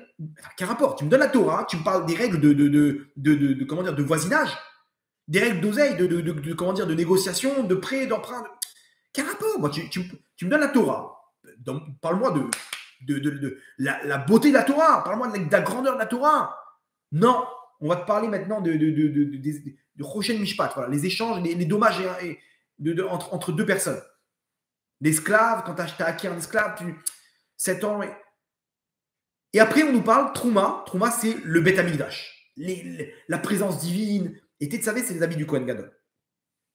Attends, mais donne-moi la Torah et tout de suite, dis-moi le but de tout ça qui est d'arriver à faire d'Hachem un roi sur terre dans son temple qui est le Beth Amikdash. Parle-moi de le but ultime. Non, entre-temps, il y a une tachana, il y a une station qui s'appelle l'oseille, les échanges d'argent. Et après, Tetzavé, c'est les habits du Kohen Gadol. C'est quoi cette histoire? Il y a quelqu'un qui peut m'expliquer maintenant? On aurait dû avoir Itro, Trouma, Tetzavé, et après Mishpatim. Après, sache qu'il y a des règles comment dire, de voisinage et d'oseille, d'argent. Qu'est-ce que ça fait là? Qu'est-ce que la paracha de Mishpatim, elle fait là en plein milieu? Enfin, vous allez comprendre l'histoire. L'histoire, elle est simple. C'est que Hachem te donne la Torah. La Torah, elle t'amène à des étincelles. Tes étincelles, tu peux les avoir que dans la vie de tous les jours. Comment tu te comportes. C'est là-bas comment tu te comportes avec ton voisin. Comment tu récupères tes étincelles. Quand tu donnes cette somme d'argent. Quand tu récupères cette somme d'argent. Quand tu es honnête, etc. C'est là-bas que tu peux voir Hachem. Hachem, il ne veut pas te montrer toute sa lumière dans le Beth Amikdash. Hachem, il veut que tu ailles chercher sa lumière. Comment tu vas découvrir la lumière d'Hachem? Avec l'argent. Grâce à l'argent, je vais pouvoir construire la Emouna, ma foi en Hachem. Je vais pouvoir comprendre que tout est entre les mains d'Hachem. Chaque pièce, chaque centime, il est entre les mains d'Hachem. Et donc, je n'ai pas à avoir peur. Je n'ai pas à avoir peur de dépenser maintenant. Je dois payer, je paye. C'est un devoir pour moi de payer. Ma femme, elle a un besoin. Va prendre l'argent. La Torah te dit même pour Shabbat, tu peux emprunter. Ta femme, elle a besoin. Ça lui plaît cet habit-là.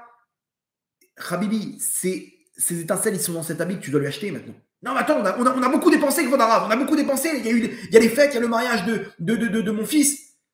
Écoute-moi bien. Si tu ne dépenses pas là-bas, tu vas dépenser plus dans le mariage. Tu vas tomber sur un truc là-bas et le mec, il aurait voulu te faire un prix, il t'aurait enlevé 5000 shekels. Il t'a pas enlevé 5000 shekels. Il t'a enlevé que 3000 shekels. Les 2000 shekels qu'il aurait pu t'enlever en plus, qu'Hachem, il aurait mis dans son cœur de t'enlever, c'est ces 2000 shekels que tu aurais dû dépenser pour acheter une belle robe à ta femme, un beau bijou pour les fêtes de Pessah.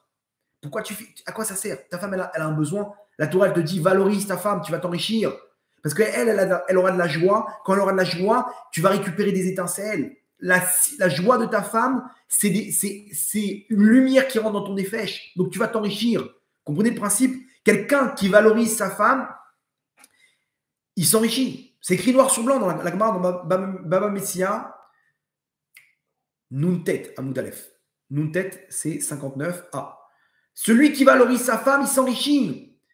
Parce qu'elle, elle t'amène des étincelles. Ces étincelles-là que tu as investies en ta femme, ça va t'amener une lumière qui va donner encore plus de biens, encore plus d'argent. Vous comprenez l'histoire? C'est de la folie. Donc là-bas, dans les Mishpatim, je vais découvrir Hachem. Là-bas, je vais m'attacher à Hachem, je vais construire ma Emouna. Ah, quand tu as construit ta Emouna, maintenant, moi, je peux te dévoiler ma lumière. Toi, tu t'es battu pour me trouver dans les aléas de la vie. Donc maintenant, moi, je te réponds avec ma lumière qui est Parashat Trouma. Là-bas, je peux me dévoiler à toi. Là-bas, je peux te montrer toute ma lumière. Quand toi, tu m'as cherché avec la Emouna, alors tu m'as trouvé. Donc, c'est Parashat Trouma. Là-bas, Hachem, il se dévoile à nous dans son temple, dans le Beth Amikdash. Et après, ok, une fois que j'ai trouvé Hachem, qu'est-ce que je fais? Tetzavé. Tetzavé, c'est les habits du Kohen Gadol. On nous parle des habits du Kohen Gadol pour nous dire ces habits-là, c'est les habits que tu dois mettre sur ta Neshama. C'est ton rôle sur terre. On s'est trouvé, toi et moi, mais tu dois continuer maintenant à me chercher parce que ce que je te donne comme objectif, comme rôle, comme tafkid, comme shlichut sur terre, c'est le tikkun de ta neshama. Tu as un rôle sur terre. Continue, mon fils. Continue à chercher ces étincelles, à me chercher dans les aléas de la vie, mais par rapport au rôle de ta neshama. Ok. Donc, Mishpatim, en fait, donc l'argent, c'est l'élément, si vous avez bien compris, qui va m'amener à Hachem. Grâce à l'argent, je peux arriver à la Emouna. Je peux arriver à comprendre que cet argent que je dois lui donner, fais confiance. Pourquoi je dois lui donner à lui? Pourquoi j'ai rendez-vous chez un médecin privé, je dois lui donner 1300 shekels et lui, je suis tombé sur un orgueilleux. Laisse tomber, donne l'argent. Hachem, il veut que tu. Pourquoi? Gilgoul d'avant. Ah, une personne qui a divorcé, il donne à sa femme. Tout ça, c'est des Gilgoulim d'avant. Entre parenthèses, l'explication des Gilgoulim dans le Zohar, c'est dans la parashat Mishpatim. Vous avez compris maintenant pourquoi? Parce que je ne comprends pas pourquoi je dois échanger. Pourquoi mon taureau, il a encore né sa vache à lui et pas à l'autre voisin? Parce que c'est des Gilgoulim, laisse tomber. Ne rentre pas dedans. Et confiance. On ne te prend rien dans ce monde-là. En Adam, Nogea, Bemalchuta, Shel Chavrita, Kim Lonima, même les perceurs en cheveux On ne prend rien on ne te prendra jamais ce qui t'appartient. On t'a arnaqué, cet argent-là, il ne t'appartenait pas. Il y a de l'argent il y a du gâchis, il y a des trucs ça ne t'appartenait pas. Ce qui t'appartient, de gré ou de force, il va te revenir. Hachem, il ne lui manque pas de scénario, Hachem, il ne lui manque pas d'envoyer. Il va t'envoyer l'argent de gré ou de force, vous comprenez? Cet argent, il t'appartient, détends-toi. Détends-toi. Prends un petit verre d'eau. Tranquille. Je vais le faire avec vous. Et on se détend. On se détend. Tout va bien.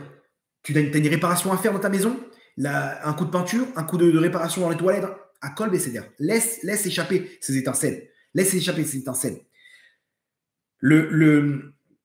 Donc, comprenez une chose que le Mishpatim, ça vient m'apprendre que n'aie pas peur. Prends la main d'Hachem. Il te manque de rien sur terre. Hachem, il a tout prévu pour toi. Il a tout prévu. On ne te prend rien du tout. Quand tu dépenses pour Shabbat, comprends, tu dépenses pour ta Neshama. Ce que tu vas manger maintenant, la nourriture que tu vas manger, tu as acheté la damroute et des machins, des gâteaux, des petits trucs, des petits fours. Tu as embelli le Shabbat, tu as acheté des beaux habits, un beau costume, des beaux habits pour tes enfants, pour ta femme. C'est de la lumière que tu rends dans ton effet. Tu n'as rien perdu, au contraire. Tu dois même emprunter de l'argent pour Shabbat. Sois large. Le Shabbat, ça doit être grand. Moi, le Shabbat, j'arrive là-bas, comment dire, quand je dépense, je ne veux même pas négocier. Pour moi, c'est un manque d'émouna. Si je négocie, c'est un manque d'émouna. J'achète, alors surtout quand c'est Rosh Chodesh, on a des tables incroyables. Au prochain Am Israël, sur ça, surtout nous les Français, on rend beaucoup de lumière. N'aie pas peur. Moi, je suis en train de chercher maintenant des nouveaux aliments. Ça y est, on fait le tour. Moi, je ne suis pas très dans comment dire, la nourriture. Pour moi, je peux manger une banane ou un steak, c'est pareil. Mais bon, on sait trouver des nouveaux goûts. Ok, donc vite, je me lasse très vite en fait. Je me lasse très vite des goûts parce que je suis pas trop dans ces trucs-là. Mais bon, les enfants, ils sont contents. Des chocolats, des bonbons, des machins. Fais un Onek Shabbat. Fais ton Shabbat. Embellis ton Shabbat. Achète des beaux habits. Je dis, on a acheté du poisson. C'était quoi? Comment ça s'appelle ce poisson? Un poisson le plus cher qui existait, on l'a pris. C'était encore plus cher que le saumon. Genre un poisson frais. Comment ça s'appelle en hébreu? Bon, bref, j'ai oublié. L'autre jour, on a trouvé des truffes. Vous savez, c'est quoi les truffes? Les champignons là-bas au Maroc. C'est pas des truffes, ça coûte hyper cher. Le mec, il me dit, c'est une boîte de conserve, il n'y a rien dedans. 240 shekels. Bah, tu t'es fait arnaquer. Une boîte de conserve à 240 shekels. Non, mon sadique, je ne suis pas fait arnaquer. Ce petit kiff qu'on a eu à Shabbat, c'est un investissement. Tu crois vraiment que ça m'a fait quelque chose? Tu sors l'argent, n'aie pas peur. Cet argent-là, il se transforme, t'investis. Tout ce qui est pour une mitzvah, n'aie pas peur. Tu achètes une paire de tefilines, si tu rajoutes encore 500 shekels, les terfesses en arabe, tu achètes des mitzvot, des tefilines, tu vas embellir la mitzvah, ça va coûter 500 shekels en plus. Prends, n'aie pas peur. Dépense, n'aie pas peur pour les mitzvot, ça te revient. C'est là-bas, tu retrouves ton effet, tu construis pour ton effet. Qu'est-ce qu'on a encore? Donc en fait, tu es en train de planter. C'est comme tu as perdu une pomme de terre quand tu as planté une pomme de terre. Tu l'as perdu la pomme de terre? Ouais. Mais demain, tu vas récupérer des dizaines d'autres pommes de terre. Vous comprenez? C'est pareil. Tout ce qui est mitzvot, tu as perdu, mais tu récupères. Tu récupères parce que ton effet, il s'amplifie. Et donc, tes biens aussi sur terre, ils s'amplifient. Donc Maaser, pareil. Ok, tout, c'est que des étincelles. Tout se transforme en étincelles. Surtout quand il y a de la lumière, surtout quand il y a des mitzvot. Personne ne te fait du mal. Il y a quelqu'un qui t'a rayé ta voiture sans faire exprès. C'est prévu. On t'a enlevé tes étincelles, n'aie pas peur. C'est ça à la place d'une maladie. Accepte et confiance. En gros, Enon Milevado. L'argent, c'est là pour arriver à Enon Milevado. Tu arrives là-bas à découvrir Hachem. Bien entendu, tu n'arrives pas à payer. Il manque de l'argent. Excuse-moi, il manque de l'argent. Tu subis une honte. Là-bas, il y a des étincelles. Tu n'as pas pu payer quelque chose. Tu es en plein. Tu es à la caisse. La carte bleue, elle ne passe pas. Je dis, écoutez, je ne sais pas quoi vous dire, mais je vais devoir rendre le. Oh, l'archoua. Le mec, il est là en train de reprendre les trucs devant tout le monde. Cette honte, c'est de la lumière. Le fait que tu n'avais pas d'argent maintenant, c'est aussi de la lumière. Vous comprenez comment ça marche? Donc, Hachem, il veut t'amener quelque part. Maintenant, tu as les moyens, tu t'es acheté une belle voiture, ok? Moi, j'ai une voiture, c'est une mine d'or en étincelles. Une mine d'or. Une voiture des années, je sais pas, elle a 20 ans, la voiture, ok? Combien j'ai galéré, la boîte de vitesse, elle m'a lâché. On s'est retrouvé coincé avec mes enfants, mais combien de mises morts les Toda on a fait, combien de Emouna, combien de. Ça m'a permis j'avais pas les moyens de m'acheter une autre voiture, jusqu'à maintenant. J'avais pas les moyens de m'acheter une autre voiture. Donc, je devais passer par ces épreuves-là. Je devais passer ces épreuves d'Emouna, de me dire, OK, je vais faire un aller-retour à Jérusalem. Shema Israël, Hachem Elokeinu, Hachem Echad. Allez, il n'y a que toi, Hachem, qui peut me faire arriver à bon port. Et je partais. Imaginez-vous là-bas, j'étais en Emouna. Combien de Baruch Hachem j'ai mentionné quand j'ai allumé le compteur de cette voiture. Une voiture, mais laissez tomber. En plein milieu, elle s'arrête. Bizarre, une Citroën. N'achetez jamais des Citroën. Jamais. Les Citroën, elles sont bizarres. L'électronique là-bas, des fois ça marche, des fois ça ne marche pas. Donc, grâce à cette voiture, mais la Emouna que j'ai gagnée, non, laisse tomber. Prends une voiture toute neuve. Tu prends un prêt sur je ne sais pas combien, tu fais un leasing ou je ne sais pas quoi. C'est bon, tu n'as plus de problème. Non, Hachem, il m'a empêché de faire ce prêt-là. Parce que je n'avais pas les moyens, parce que je devais passer par là. Maintenant, encore pire que ça, la voiture, elle est au garage. Pendant 3 jours, tu tapes le bus. Là-bas, ils sont tes étincelles. Tu dois passer par ce bus, mon tzaddik. Tu dois attendre là-bas 20 minutes et prier Hachem, faire ta doute dans la station de bus. Tu comprends? C'est là-bas que ça passe.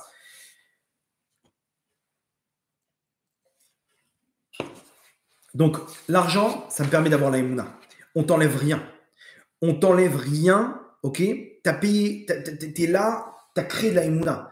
Mieux que ça, on va rentrer encore plus en profondeur. Quand tu ne veux pas payer quelqu'un qui a du mal à lâcher l'argent, qu'est-ce qu'il veut dire par là? Qu'est-ce qu'il est en train de dire à Hachem? Hachem, tu ne vas pas m'aider le mois prochain. L'argent, c'est une question d'Emouna. Maintenant, je parle pour moi aussi.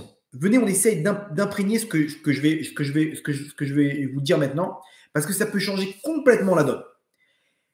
Des fois, on a du mal à dépenser. On ne parle pas de quelqu'un qui se met en l'air, il fait des prêts sur prêts et il emprunte dans tous les sens. On ne parle pas de ça. Ça, c'est une erreur.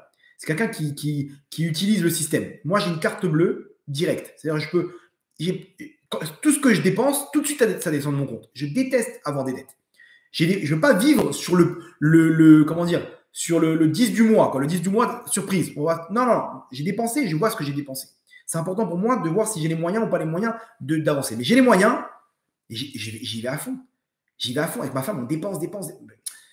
Et on n'est pas dans le lait. Pourquoi? Parce que notre dépense, elle vient d'une source qui est, on a des besoins, on ne va pas se priver. Parce que ces besoins-là, c'est notre avodat Hachem. C'est notre monde futur. C'est pas pour rien qu'Hachem nous a donné cette somme. Maintenant, si moi, en tout cas, je le vois comme ça, que si jamais je commence à mettre à ralentir les dépenses, d'où ça vient? Je sais que ça vient d'une pensée qui me dit, oh, comment tu vas faire là le mois prochain si tu as X, Y, Z dépenses à faire? Donc, si je ralentis, je suis en train de dire dans ma pensée, Hachem, ce mois prochain, tu ne vas pas m'aider. Vous comprenez? Quand je m'empêche quand j'ai peur et que j'ai cette pensée de me dire, oh, il faut que je ralentisse, remarquez bien d'où elle vient cette pensée. Est-ce que cette pensée, elle vient par crainte qu'il va me manquer le mois prochain? Et ça, c'est un problème. Dans ma pensée, je suis en train de stopper l'abondance. Je suis en train de stopper la bracha. Je suis en train de se dire, Hachem, tu ne vas pas m'aider le mois prochain. Quelle erreur les gens ils ont en France avec leur CDI, génération allocation familiale, CDI, ils savent très bien combien ils vont gagner. Hachem, il n'est pas là. Hachem, il n'est pas là. Hachem, je ne vous demande pas de vous mettre en l'air, mais essayez de travailler la Emouna. En Israël, il n'y a pas de CDI. En Israël, c'est le pays de la Emouna. Tu viens, tu n'as pas travaillé, tu ne reçois pas d'argent. Tu dois maintenant fonctionner à Emouna. Hachem, comment je vais faire? Je te fais confiance, Hachem. Confiance. Bitachon, Hachem. On ne va rien t'enlever. Tu auras exactement ce que tu as besoin. Alors quoi? Alors vas-y, n'aie pas peur. N'aie pas peur. Utilise ça. Tu as besoin de dépenser pour tes besoins, que ce soit de l'essence, que ce soit un morceau de fromage, un morceau de ce que tu veux, ou, encore à plus forte raison, de la tzedaka. Vous savez combien je dépense par jour de tzedaka? Chaque prière que je fais, j'envoie 26 shekels, 52 shekels, et je dis à Hachem, par cette tzedaka, accepte ma prière. Des fois, c'est des 300-400 shekels par jour. Des fois, vous comprenez? Mais j'ai la Emouna. J'ai la Emouna que je ne vais pas perdre en donnant la tzedaka. Au contraire. Et des fois, il y a des sommes d'argent, je sais très bien que cette somme-là, elle vient grâce à la tzedaka. Je sais très bien que je ne perds pas. J'ai investi, au contraire, j'ai investi. J'ai investi dans cette Tzedaka. J'ai cette émouna. Il n'y a pas de perte. Il n'y a pas de perte. Je sais c'est quoi la force de la Torah. Je sais c'est quoi la force de cette mitzvah. Ça coûte cher, j'achète un étrog, ça m'a coûté 800 shekels, mais ça me fait ni chaud ni froid. Ni chaud ni froid. Vous comprenez? Parce que je ne veux pas arriver dans cette situation où je deviens une barre de fer, pas parce que, attention, si quelqu'un il a un mariage dans pas longtemps, il doit mettre de côté, qu'il mette de côté. Mais il ne faut pas que ça vienne, comprenez bien, il ne faut pas que ça vienne, que tu dis à Hachem, tu ne peux pas m'aider, Hachem. Ça, c'est un manque d'émouna. Vous comprenez? Ça, c'est un manque d'émouna. Et ce manque d'émouna, il va me causer des dommages le mois prochain. Pourquoi? Parce que moi-même, j'ai bloqué le robinet. Vous comprenez? L'argent, c'est un robinet. Tu dépenses, ça coule. Tu es avec Hachem, tu as confiance. Hachem, j'ai besoin. Tu as besoin? Vas-y, je suis là, mon fils. Maintenant, quand tu t'arrêtes, le robinet, il est en stand-by. Quand tu as une dette à payer, moi, je ne fais rien en tachloumim, en paiement. Tout, un seul paiement. Pourquoi? Parce que je n'ai pas envie de bloquer le chef. Je n'ai pas envie de bloquer l'abondance. Ouais, mais attends, mais tu t'es mis en l'air. Tu as dépensé 2000 shekels d'un coup, alors tu aurais pu faire ça sur 6 mois. Non, j'ai dépensé les 2000 shekels. Je dis Hachem, ça doit sortir de moi. Hachem, il envoie la suite. Bon, Hachem, il me dit, n'aie pas peur. On passe à l'étape d'après. Mais quand je ne veux pas payer mes dettes, alors tout est en stand-by. Hachem, il dit, vas-y, on t'attend. Quand tu auras payé tes dettes maintenant, alors tu pourras recevoir la suite dans ce qui est prévu pour ton effèche. Mais toi, quand tu bloques l'argent, parce que tu ne veux pas dépenser, tu es en train de bloquer tout ce qui doit se passer maintenant pour ton effèche. Vous comprenez, quelqu'un qui a du mal, quelqu'un qui est radin, il bloque son shefa. Et regardez comment c'est fort. Comment on appelle l'argent en araméen? Zouz. Des zouzim. Pourquoi? Parce que l'argent, il doit bouger. Zouz, ça veut dire bouger, la zouz. Laisse, évacue, prends un truc, tu verras que c'est comme ça que tu vas récupérer de l'argent. Le Baal Shem Tov, tout ce qu'il avait comme argent, il dépensait. Ou à la Tzedaka, ou il achetait des trucs s'il avait besoin. Il était multimillionnaire, le Baal Shem Tov. Il manquait de rien. Il manquait de rien. Pourquoi? Parce qu'il était là sans arrêt en train de dépenser. Mais d'où il reçoit l'argent? Et d'un coup, il y avait un millionnaire qui vient. Voilà, prenez de l'argent. Vous comprenez? Donc ça, l'argent, il arrive à récupérer, à faire d'Hachem un roi sur terre. Grâce à l'argent, tu fais un roi dans ton cœur. Tu fais d'Hachem un roi dans ton cœur. N'aie pas peur. Hachem, qu'est-ce que tu fais? Tu dépenses de l'argent pour qu'Hachem soit roi sur terre. Ça te fait plaisir. Ça te donne de la simra, ses fringues. Ça te fait plaisir. Grâce à ça, tu vas pouvoir servir mieux Hachem. S'il y a des étincelles là-bas, achète. N'aie pas peur de dépenser. Hachem, il va te donner encore plus. Parce que là, tu t'occupes du business d'Hachem. À travers toi, tu fais d'Hachem un roi sur terre. Donc Hachem, il te donne encore plus d'argent. Connecte-toi avec la bracha. Sois large, parce que quand tu es large, tu es large pour ton effet, pour ta neshama. Tu récupères les étincelles, tu fais dans ce truc-là, tu fais d'Hachem un roi sur terre. Ces étincelles-là, tu fais d'Hachem un roi sur terre. C'est la lumière qui sort, tu arrives à servir Hachem. Comment? Même quand tu dépenses, même quand tu achètes, même quand tu as la émouna, tu dis Hachem, c'est toi le patron. Donc, tu es en train de dire, cette dépense, elle est en train de dire, Hachem, c'est toi le patron, c'est toi le roi. Donc, tu récupères des étincelles. Vous comprenez comment l'argent, il permet de dire, Hachem, enon midevado. Il n'y a rien, il n'y a pas d'erreur. Il n'y a aucune erreur. Tiens, prends l'argent, je te dois l'argent. Tiens, prends, vas-y, n'aie pas peur. Quoi? Tu me dois de l'argent? Je vais appeler, je récupère. Pas parce que j'ai besoin d'argent. Parce que cet argent-là, maintenant, il y a mes étincelles là-bas. Donc, j'appelle, je fais ma ishtadlout. Je fais ma ishtadlout qui est de dire à cette personne, écoute, n'oublie pas, tu as de l'argent qui m'appartient. Ok, tout va bien, gentiment. Il ne te les a pas donnés. Ok, ces étincelles, ils doivent être encore là-bas. Peut-être que ce n'est même pas mes étincelles, parce que peut-être à la fin, combien d'argent j'ai prêté à des gens que jusqu'à aujourd'hui, rien, je ne les appelle même pas. Pourquoi je ne les appelle pas? Parce que j'ai même pas besoin. J'ai envoyé un mail un jour à un d'entre eux, ok, parce que vraiment j'avais besoin. J'ai fait ma ishtadlout. Il m'a dit oui, t'inquiète pas, je ne t'ai pas oublié. L'argent des Tikkun Shevavim que je prêtais de mon portefeuille pour que les gens ils participent au Tikkun Shevavim, je dis tiens, voilà, prends l'argent, ok, je te prête l'argent, fais ton truc. Des gens, ils avaient besoin pour faire le Tikkun Shevavim, vous avez besoin d'emprunter. Ils me disaient, Rav, je peux, prends, fais ton Tikkun Shevavim. Jusqu'à aujourd'hui, ça fait 3 ans, il y a certaines personnes, je m'en fiche, peut-être cet argent-là, il ne m'appartient pas. Quand ça m'appartiendra, de lui-même, il va se rappeler, il va me ramener l'argent. Dans ma tête, ça n'existe plus cet argent. Pourquoi? Ce n'est pas mes étincelles, en tout cas pour l'instant. Donc c'est le principe. N'ayez peur de personne. N'ayez peur de personne. Arrêtez de faire les petits dikdouké à niout comme ça. Non, si je dépense ça, tu as besoin de ce frigo, C'est ça qui va t'amener à servir Hachem comme il faut, dans la mesure où tu as les moyens, achète. Oui, mais après, c'est dommage, j'avais un peu d'argent de côté. N'aie pas peur, tu récupères des étincelles. Hachem va te donner encore plus. C'est comme ça que des gens ils s'enrichissent. Des gens qui ont le cœur large, ils s'enrichissent. Vous comprenez? Donc, alors maintenant, vous allez comprendre une chose incroyable.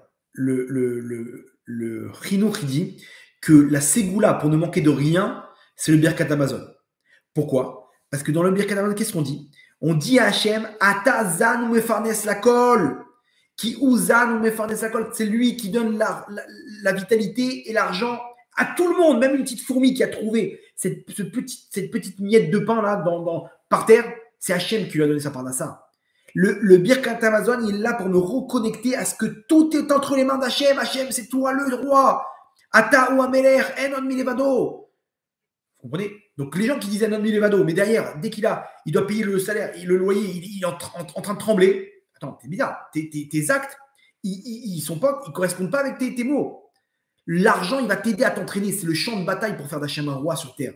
Pourquoi? Vous avez compris maintenant? Parce qu'en fait, c'est les étincelles qui est la lumière d'Hachem, que de là, Hachem, il fait un roi sur terre. C'est pour ça qu'il y a ce principe de Emouna qui passe à 90% dans l'argent. Vous avez compris? Ça, c'est le secret de l'argent. Ça, c'est le secret de l'argent, Rabotai. Tout vient d'Hachem.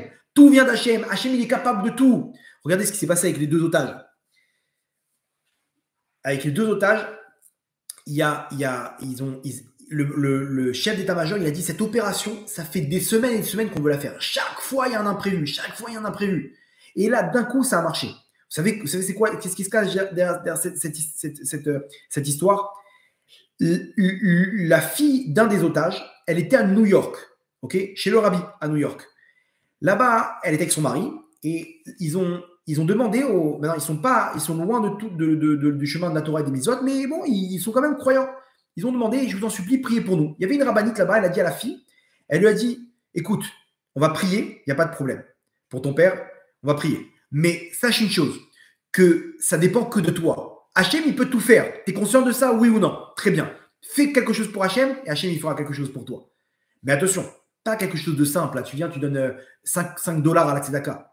Tu prends une mitzvah que tu vas vivre avec cette mitzvah toute ta vie, qui est quelque chose de fort. Elle dit, moi, ce que j'aimerais bien faire, mais je sais que c'est dur pour moi toutes les semaines, c'est les nérotes de Shabbat. Ok, alors vas-y, je prends sur toi. Je prends sur moi tous les Shabbats d'allumer les nérotes, de commencer Shabbat, si je peux. Ok, très bien, les nérotes de Shabbat. Elle allume 2 nérotes, donc elle prend sur elle d'allumer les 2 nérotes de Shabbat. Tout le monde se retourne vers son mari, et toi, tu prends quoi sur toi? Non, lui, il s'y attendait pas. Il dit, non, mais c'est son père, c'est un rapport. Non, toi aussi. Il dit, ok, il réfléchit. Non, ils lui ont fait mettre des tefilines juste avant, dans la journée. Il dit, moi, j'ai bien aimé l'histoire des tefilines, là. Je prends sur moi les tefilines. Attention, c'est tous les jours. Oui, je le prends sur moi tous les jours. J'ai vu, ça y en a pour 2 minutes. Je prends sur moi, mais par contre, ça sera que la semaine prochaine. Hein, parce que non, t'inquiète pas. On va te donner une paire de tefilines. Dès demain, tu commences. Ok, il n'y a pas de problème. Je commence dès demain. Et elle dit, on peut avoir une deuxième paire de tefilines pour mon père. Quand il va sortir, mon père, on va lui mettre les tefilines. On va lui raconter l'histoire. On va lui mettre les tefilines. D'accord, 2 paires de tefilines. Vraiment, les chabats sur ça, c'est il n'y a pas de prix. Tu veux mettre des tefilines, prends une paire de tefilines. Tiens, c'est à toi. Ça coûte 2000 shekels une paire de tefilines. 2000, 2500, 1500, je ne sais pas, ça dépend. 2 paires de tefilines, ils lui ont donné. Ça, c'était il y a 10 jours. Ils sont rentrés en Israël. Donc lui, il a commencé à mettre des tefilines. Ils sont rentrés en Israël et elle a fait son premier Shabbat. Elle allume les 2 nérotes de Shabbat. Lui, il met les 2 paires de tefilines. Ok, le bras et la tête.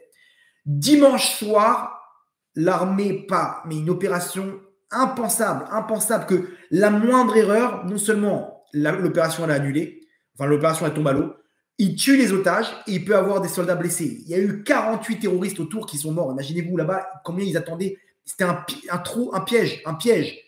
Ils ont dû descendre par la fenêtre là-bas pour les sortir d'otages.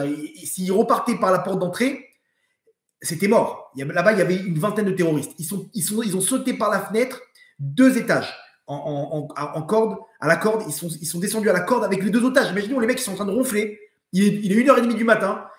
Des pétards dans tous les sens, des coups de cheveux. Il vient, il voit rentrer les soldats. Allez, poum, la fenêtre, elle s'ouvre. On leur a mis un gilet pare-balles, un casque, et on les a sortis par la fenêtre. Imaginez-vous, là-bas, ils ont dû bombarder l'étage parce qu'il y avait une vingtaine de terroristes qui les attendaient. Ils attendaient qu'ils sortent. Ils attendaient avec des RPG, des machins. Boum, l'aviation, ils ont liquidé l'étage. Et là-bas, ça tirait dans tous les sens. Ils sont arrivés jusqu'à qu'ils sont arrivés à l'hélicoptère. Mais c'est un miracle, un miracle. Est-ce que vous pensez que c'est le fruit du hasard? Le dimanche soir, elle a commencé son premier Shabbat. La semaine, il a commencé de mettre cette filine. 2 paires de tefilines, 2 nérotes de Shabbat, 2 otages qui sortent, dont son père. Est-ce que vous pensez vraiment que c'est un hasard, Rabotai? Dommage qu'elle n'a pas allumé les bougies. Selon le Ben Ishraï, c'est 7 bougies, selon le Ben Ishraï. Il y aurait eu 7 otages qui sont sortis. Bon, bref.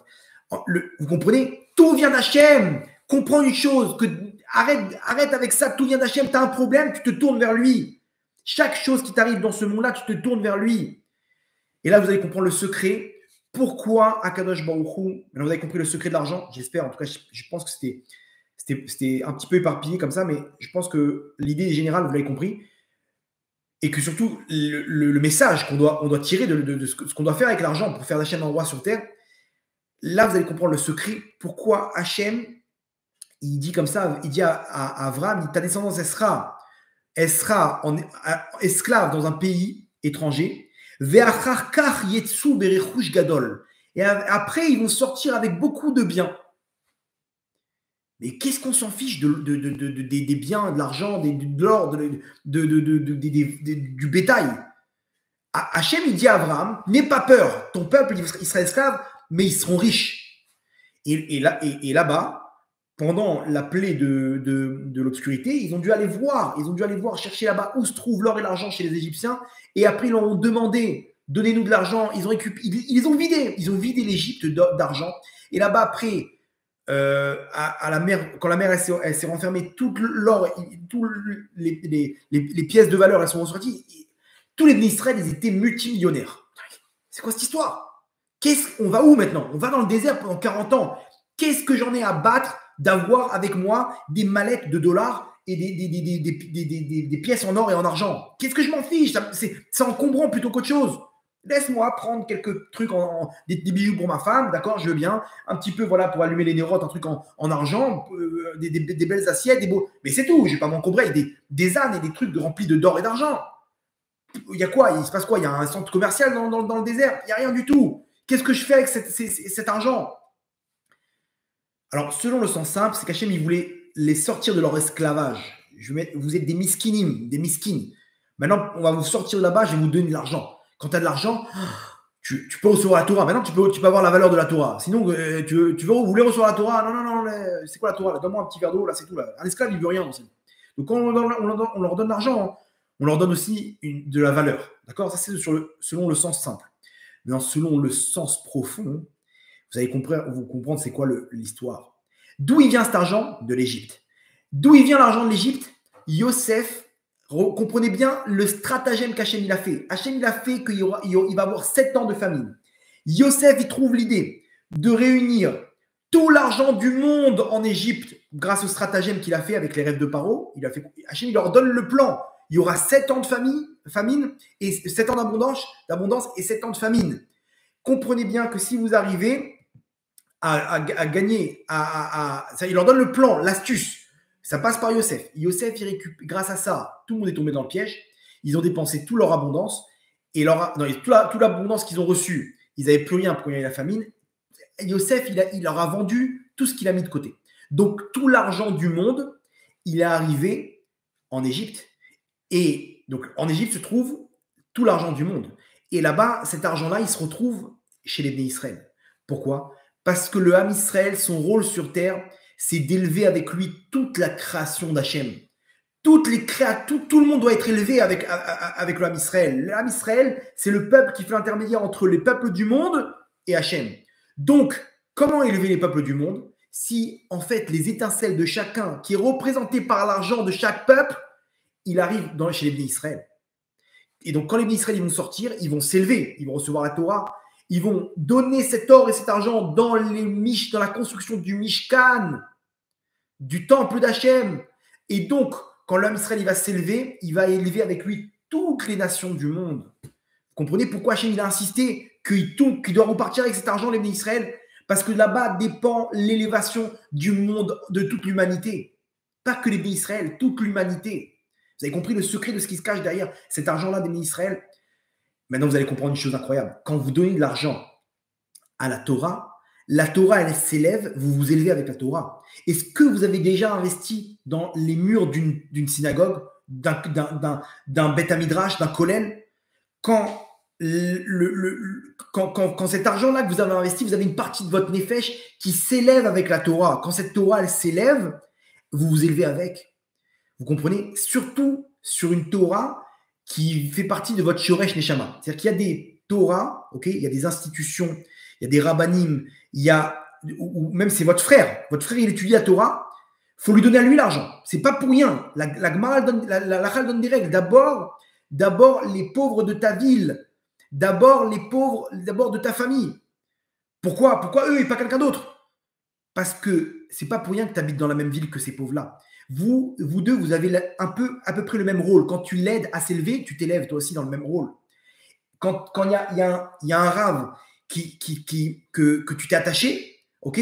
Quand tu lui donnes à lui qui s'occupe de ton argent, pourquoi tu t'es attaché à lui? Parce que toi et lui, vous avez le même shoresh neshama. Quand ce rave-là, il s'élève, il t'élève avec toi. Mais si tu as donné cet argent-là à un autre rave, aucun rapport, c'est pas du tout ton shoresh neshama, tu t'es élevé, mais ça n'a pas la même force. Tu t'es élevé avec sa Torah, mais sa Torah, elle va dans un sens. Et toi, malheureusement, ton tikkun, il va dans un autre sens. Donc, tu t'es pas élevé pareil. Tu as gagné quelque chose, mais c'est pas pareil. La tzedaka, elle ouvre des portes parce que tu mets ton argent, tu investis dans des valeurs qui vont s'élever. Et donc, quand elles vont s'élever, elles vont t'élever avec toi. Vous comprenez comment ça marche? C'est comme ça que ça marche. Maintenant, comprenez bien.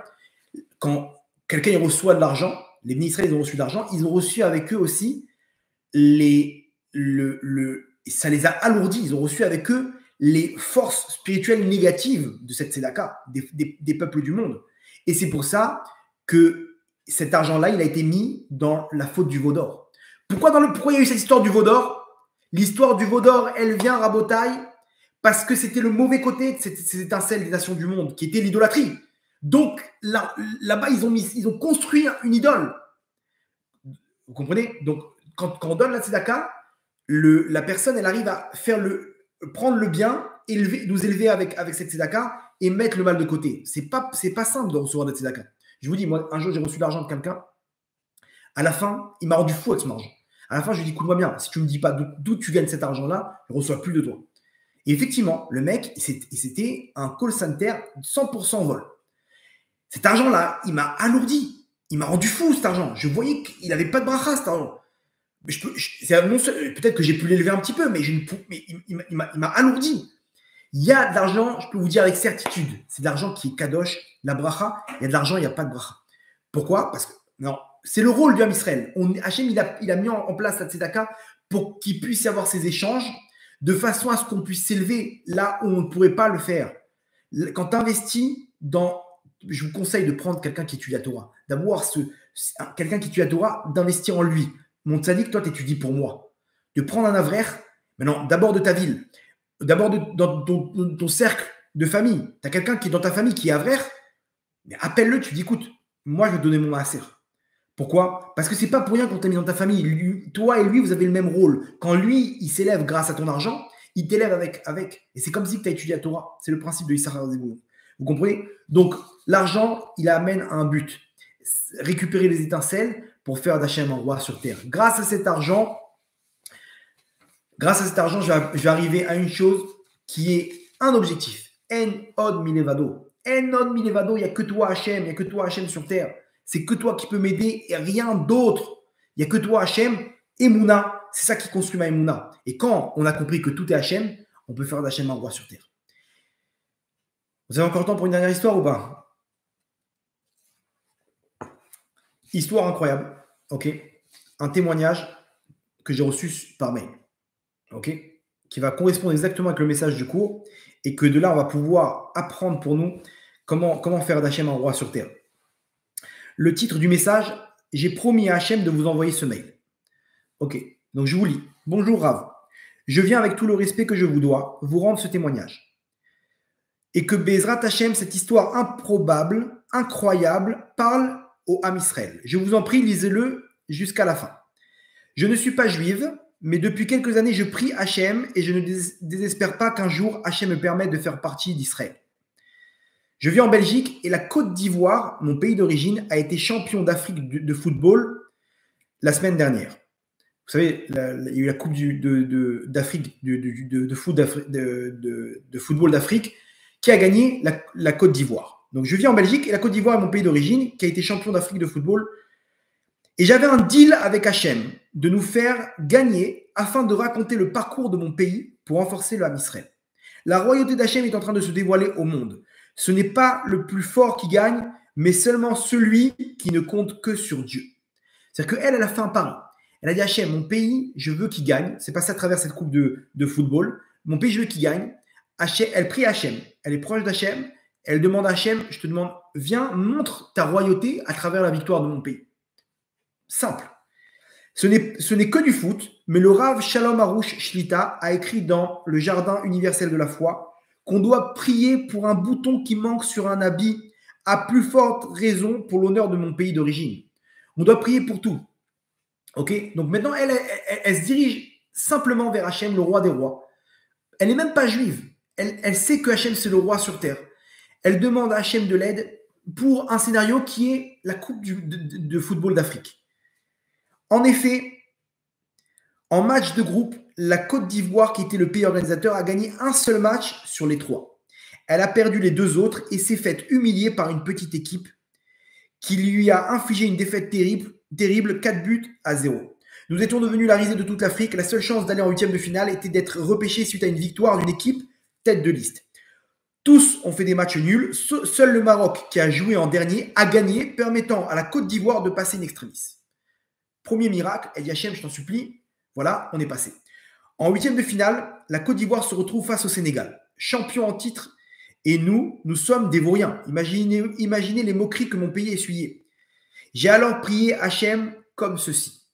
Elle donne un argument. Donc, le premier argument, c'est Hachem, fais gagner mon pays pour que je puisse montrer. D'abord, je dois prier. Moi, je dois me diriger à toi. J'ai besoin de toi, Hachem.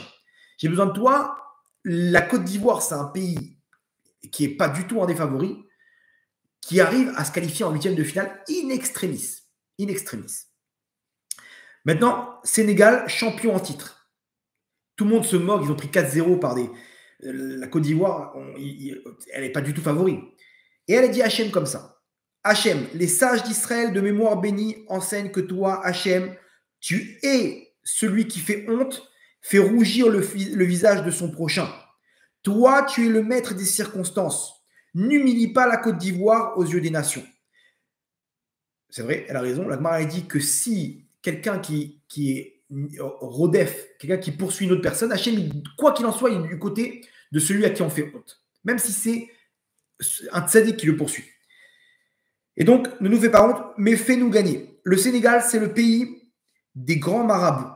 Mais toi, Hachem, tu es En-Od Milevado. Elle a raison il y a une histoire avec un Tana dans la Gemara qu'il y avait une sorcière qui a voulu lui jeter un sort et lui a dit « J'ai pas peur de toi parce que En-Od Milevado ». En-Od Milevado, c'est la solution pour faire descendre la lumière d'Hachem. Il n'y a aucune autre force qui existe à ce moment-là. Même si c'est des sorcelleries, des marabouts, etc. Donc elle a dit « Hachem, tu es plus fort que ces marabouts. En-Od Milevado ». Elle rentre en Emouna. Fais-nous gagner cette coupe afin que je puisse témoigner et Bédrat Hachem renforcer Israël, que Hachem fera de vous bientôt la première parmi les nations. Imaginez-vous, si En-Od Milevado pour le foot, alors imaginez-vous par rapport pour l'âme Israël. Et effectivement, le miracle se produisit. Victoire pour la Côte d'Ivoire au tir au but. Spontanément, tout le staff et les joueurs se sont mis sur la pelouse à genoux, ont levé la tête et les mains vers le ciel pour nous dire à tous, ce n'est pas nous, c'est Dieu. L'entraîneur est aussi pasteur et a demandé de rester humble parce que là, ce n'est pas la force des joueurs qui leur a donné la victoire. Alors, imaginez-vous, si ça se trouve que toute la Emouna qu'ils ont eue là-bas, c'est peut-être elle qui est à l'origine de tout ça. En quart de finale, nous sommes face au Mali, un voisin et un gros calibre. J'ai prié avec les mêmes arguments et j'ai demandé à Hachem de nous faire gagner, mais cette fois-ci sans passer par les tirs au but, afin que je sache qu'Hachem a répondu parce que les chrétiens, les musulmans, tous prient. Okay, je sais que je n'ai pas le droit de demander un signe pour l'âme Israël. J'ai demandé. Tout le monde prie. Ok, moi aussi j'ai envie de prier. Donc, elle dit, j'ai demandé un signe que cette fois-ci, Hachem, tu nous fais gagner sans les tirs au but. Et encore là, nous gagnons à la 122e minute dans les arrêts de jeu de la prolongation, c'est-à-dire juste avant les tirs au but. Un journaliste français s'est écrié « Qui est celui qui a écrit ce scénario pour la Côte d'Ivoire? Je veux le connaître. » En demi-finale face au Congo, j'ai prié et j'ai dit Hachem. Mon pays a connu la guerre civile à cause des hommes politiques qui ont commencé à catégoriser les Ivoiriens à travers le concept de l'ivoirité. Aujourd'hui, toi, Hachem, tu as utilisé cette compétition pour redonner ces notes de noblesse à la Côte d'Ivoire, terre d'asile pour tous les peuples qui fuyaient les guerres pourvoyeuses d'esclaves pour le commerce transatlantique.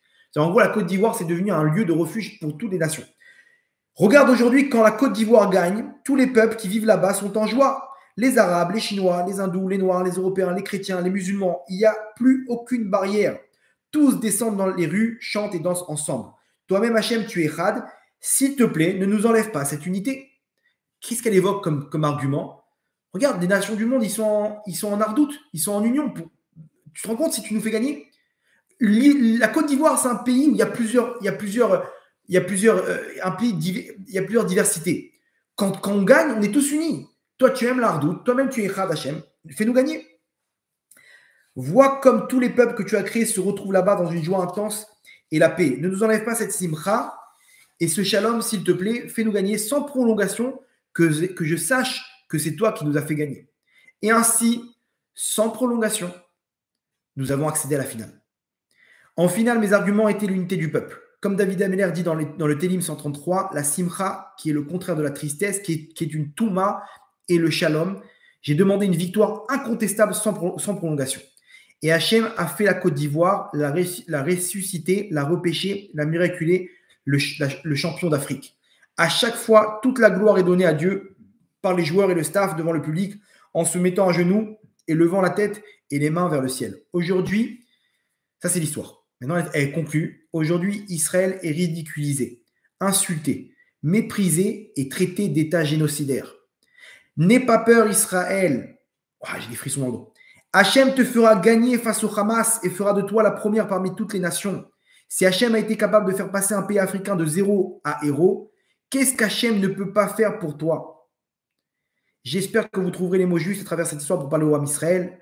Loin de moi l'idée que je parle et Hachem exauce, je ne suis qu'un instrument entre les mains de Dieu d'Israël pour apporter ce beau témoignage de la bonté et du secours inconditionnel d'Hachem. L'histoire de la Côte d'Ivoire est une leçon de vie pour toute l'humanité. Qu'Hachem bénisse son peuple par la paix. Ça, c'est l'histoire. Rabotaï, des frissons dans le dos. Qu'est-ce qu'une personne, elle peut faire par un seul et même argument, ta gloire, Hachem, ta royauté. Une personne, elle peut changer et faire gagner un pays. La Côte d'Ivoire, être champion d'Afrique. Combien cette histoire est une leçon pour nous. Nous, le Ham Israël, qu'on est au centre des nations du monde, qu'on est là pour s'élever, élever avec nous toutes les nations, et qu'on a ce rôle de faire intermédiaire entre Hachem et les peuples du monde. Et dans cette guerre où des fois on peut désespérer, on doit redonner des forces. Que En Odmi Levado, Rabotai. N'ayez peur de personne. On fait partie du Ham Israël. On a cette force pour pouvoir être un exemple pour les nations. Ils peuvent nous traiter de ce qu'ils veulent jusqu'à demain. À la fin des comptes, on fera d'Hachem un roi sur terre. Coûte que coûte. Tout ça, c'est un mirage. Ça n'existe pas. On peut faire ça pour tout l'Am Israël à travers le monde et nous-mêmes à travers notre histoire. Quand on prie, quand on le fait pour la royauté d'Hachem, Hachem, il peut prendre de nous, il peut prendre une partie de nous et nous amener au sommet de n'importe quel domaine. Venez, on continue à garder la Emouna. C'est ça ce qu'Hachem attend de nous. Cette Emouna, c'est En Odmi Levado. Hachem, il est là, il nous dirige, il nous protège et n'ayez peur de personne. Donc, sur le plan collectif, sur le plan individuel, Akadosh Baruch Hu, il amène la délivrance. Tout est possible. Tout est possible. On prie, on a la Emouna, on utilise l'argent pour aller chercher nos étincelles dans un but, pour toi, Hachem, pour ta royauté. Donc, à plus forte raison, si elle a fait de là où elle est pour faire de la Côte d'Ivoire championne d'Afrique, alors nous, à plus forte raison pour servir Hachem directement dans ce qu'il a imposé dans sa Torah. Donc, à nous de prendre ce message de Hachem, le secret de l'argent pour faire d'Hachem un roi sur terre et d'amener la délivrance. Berachamim Gdolim, Baruch Adonai Leolam. Amen.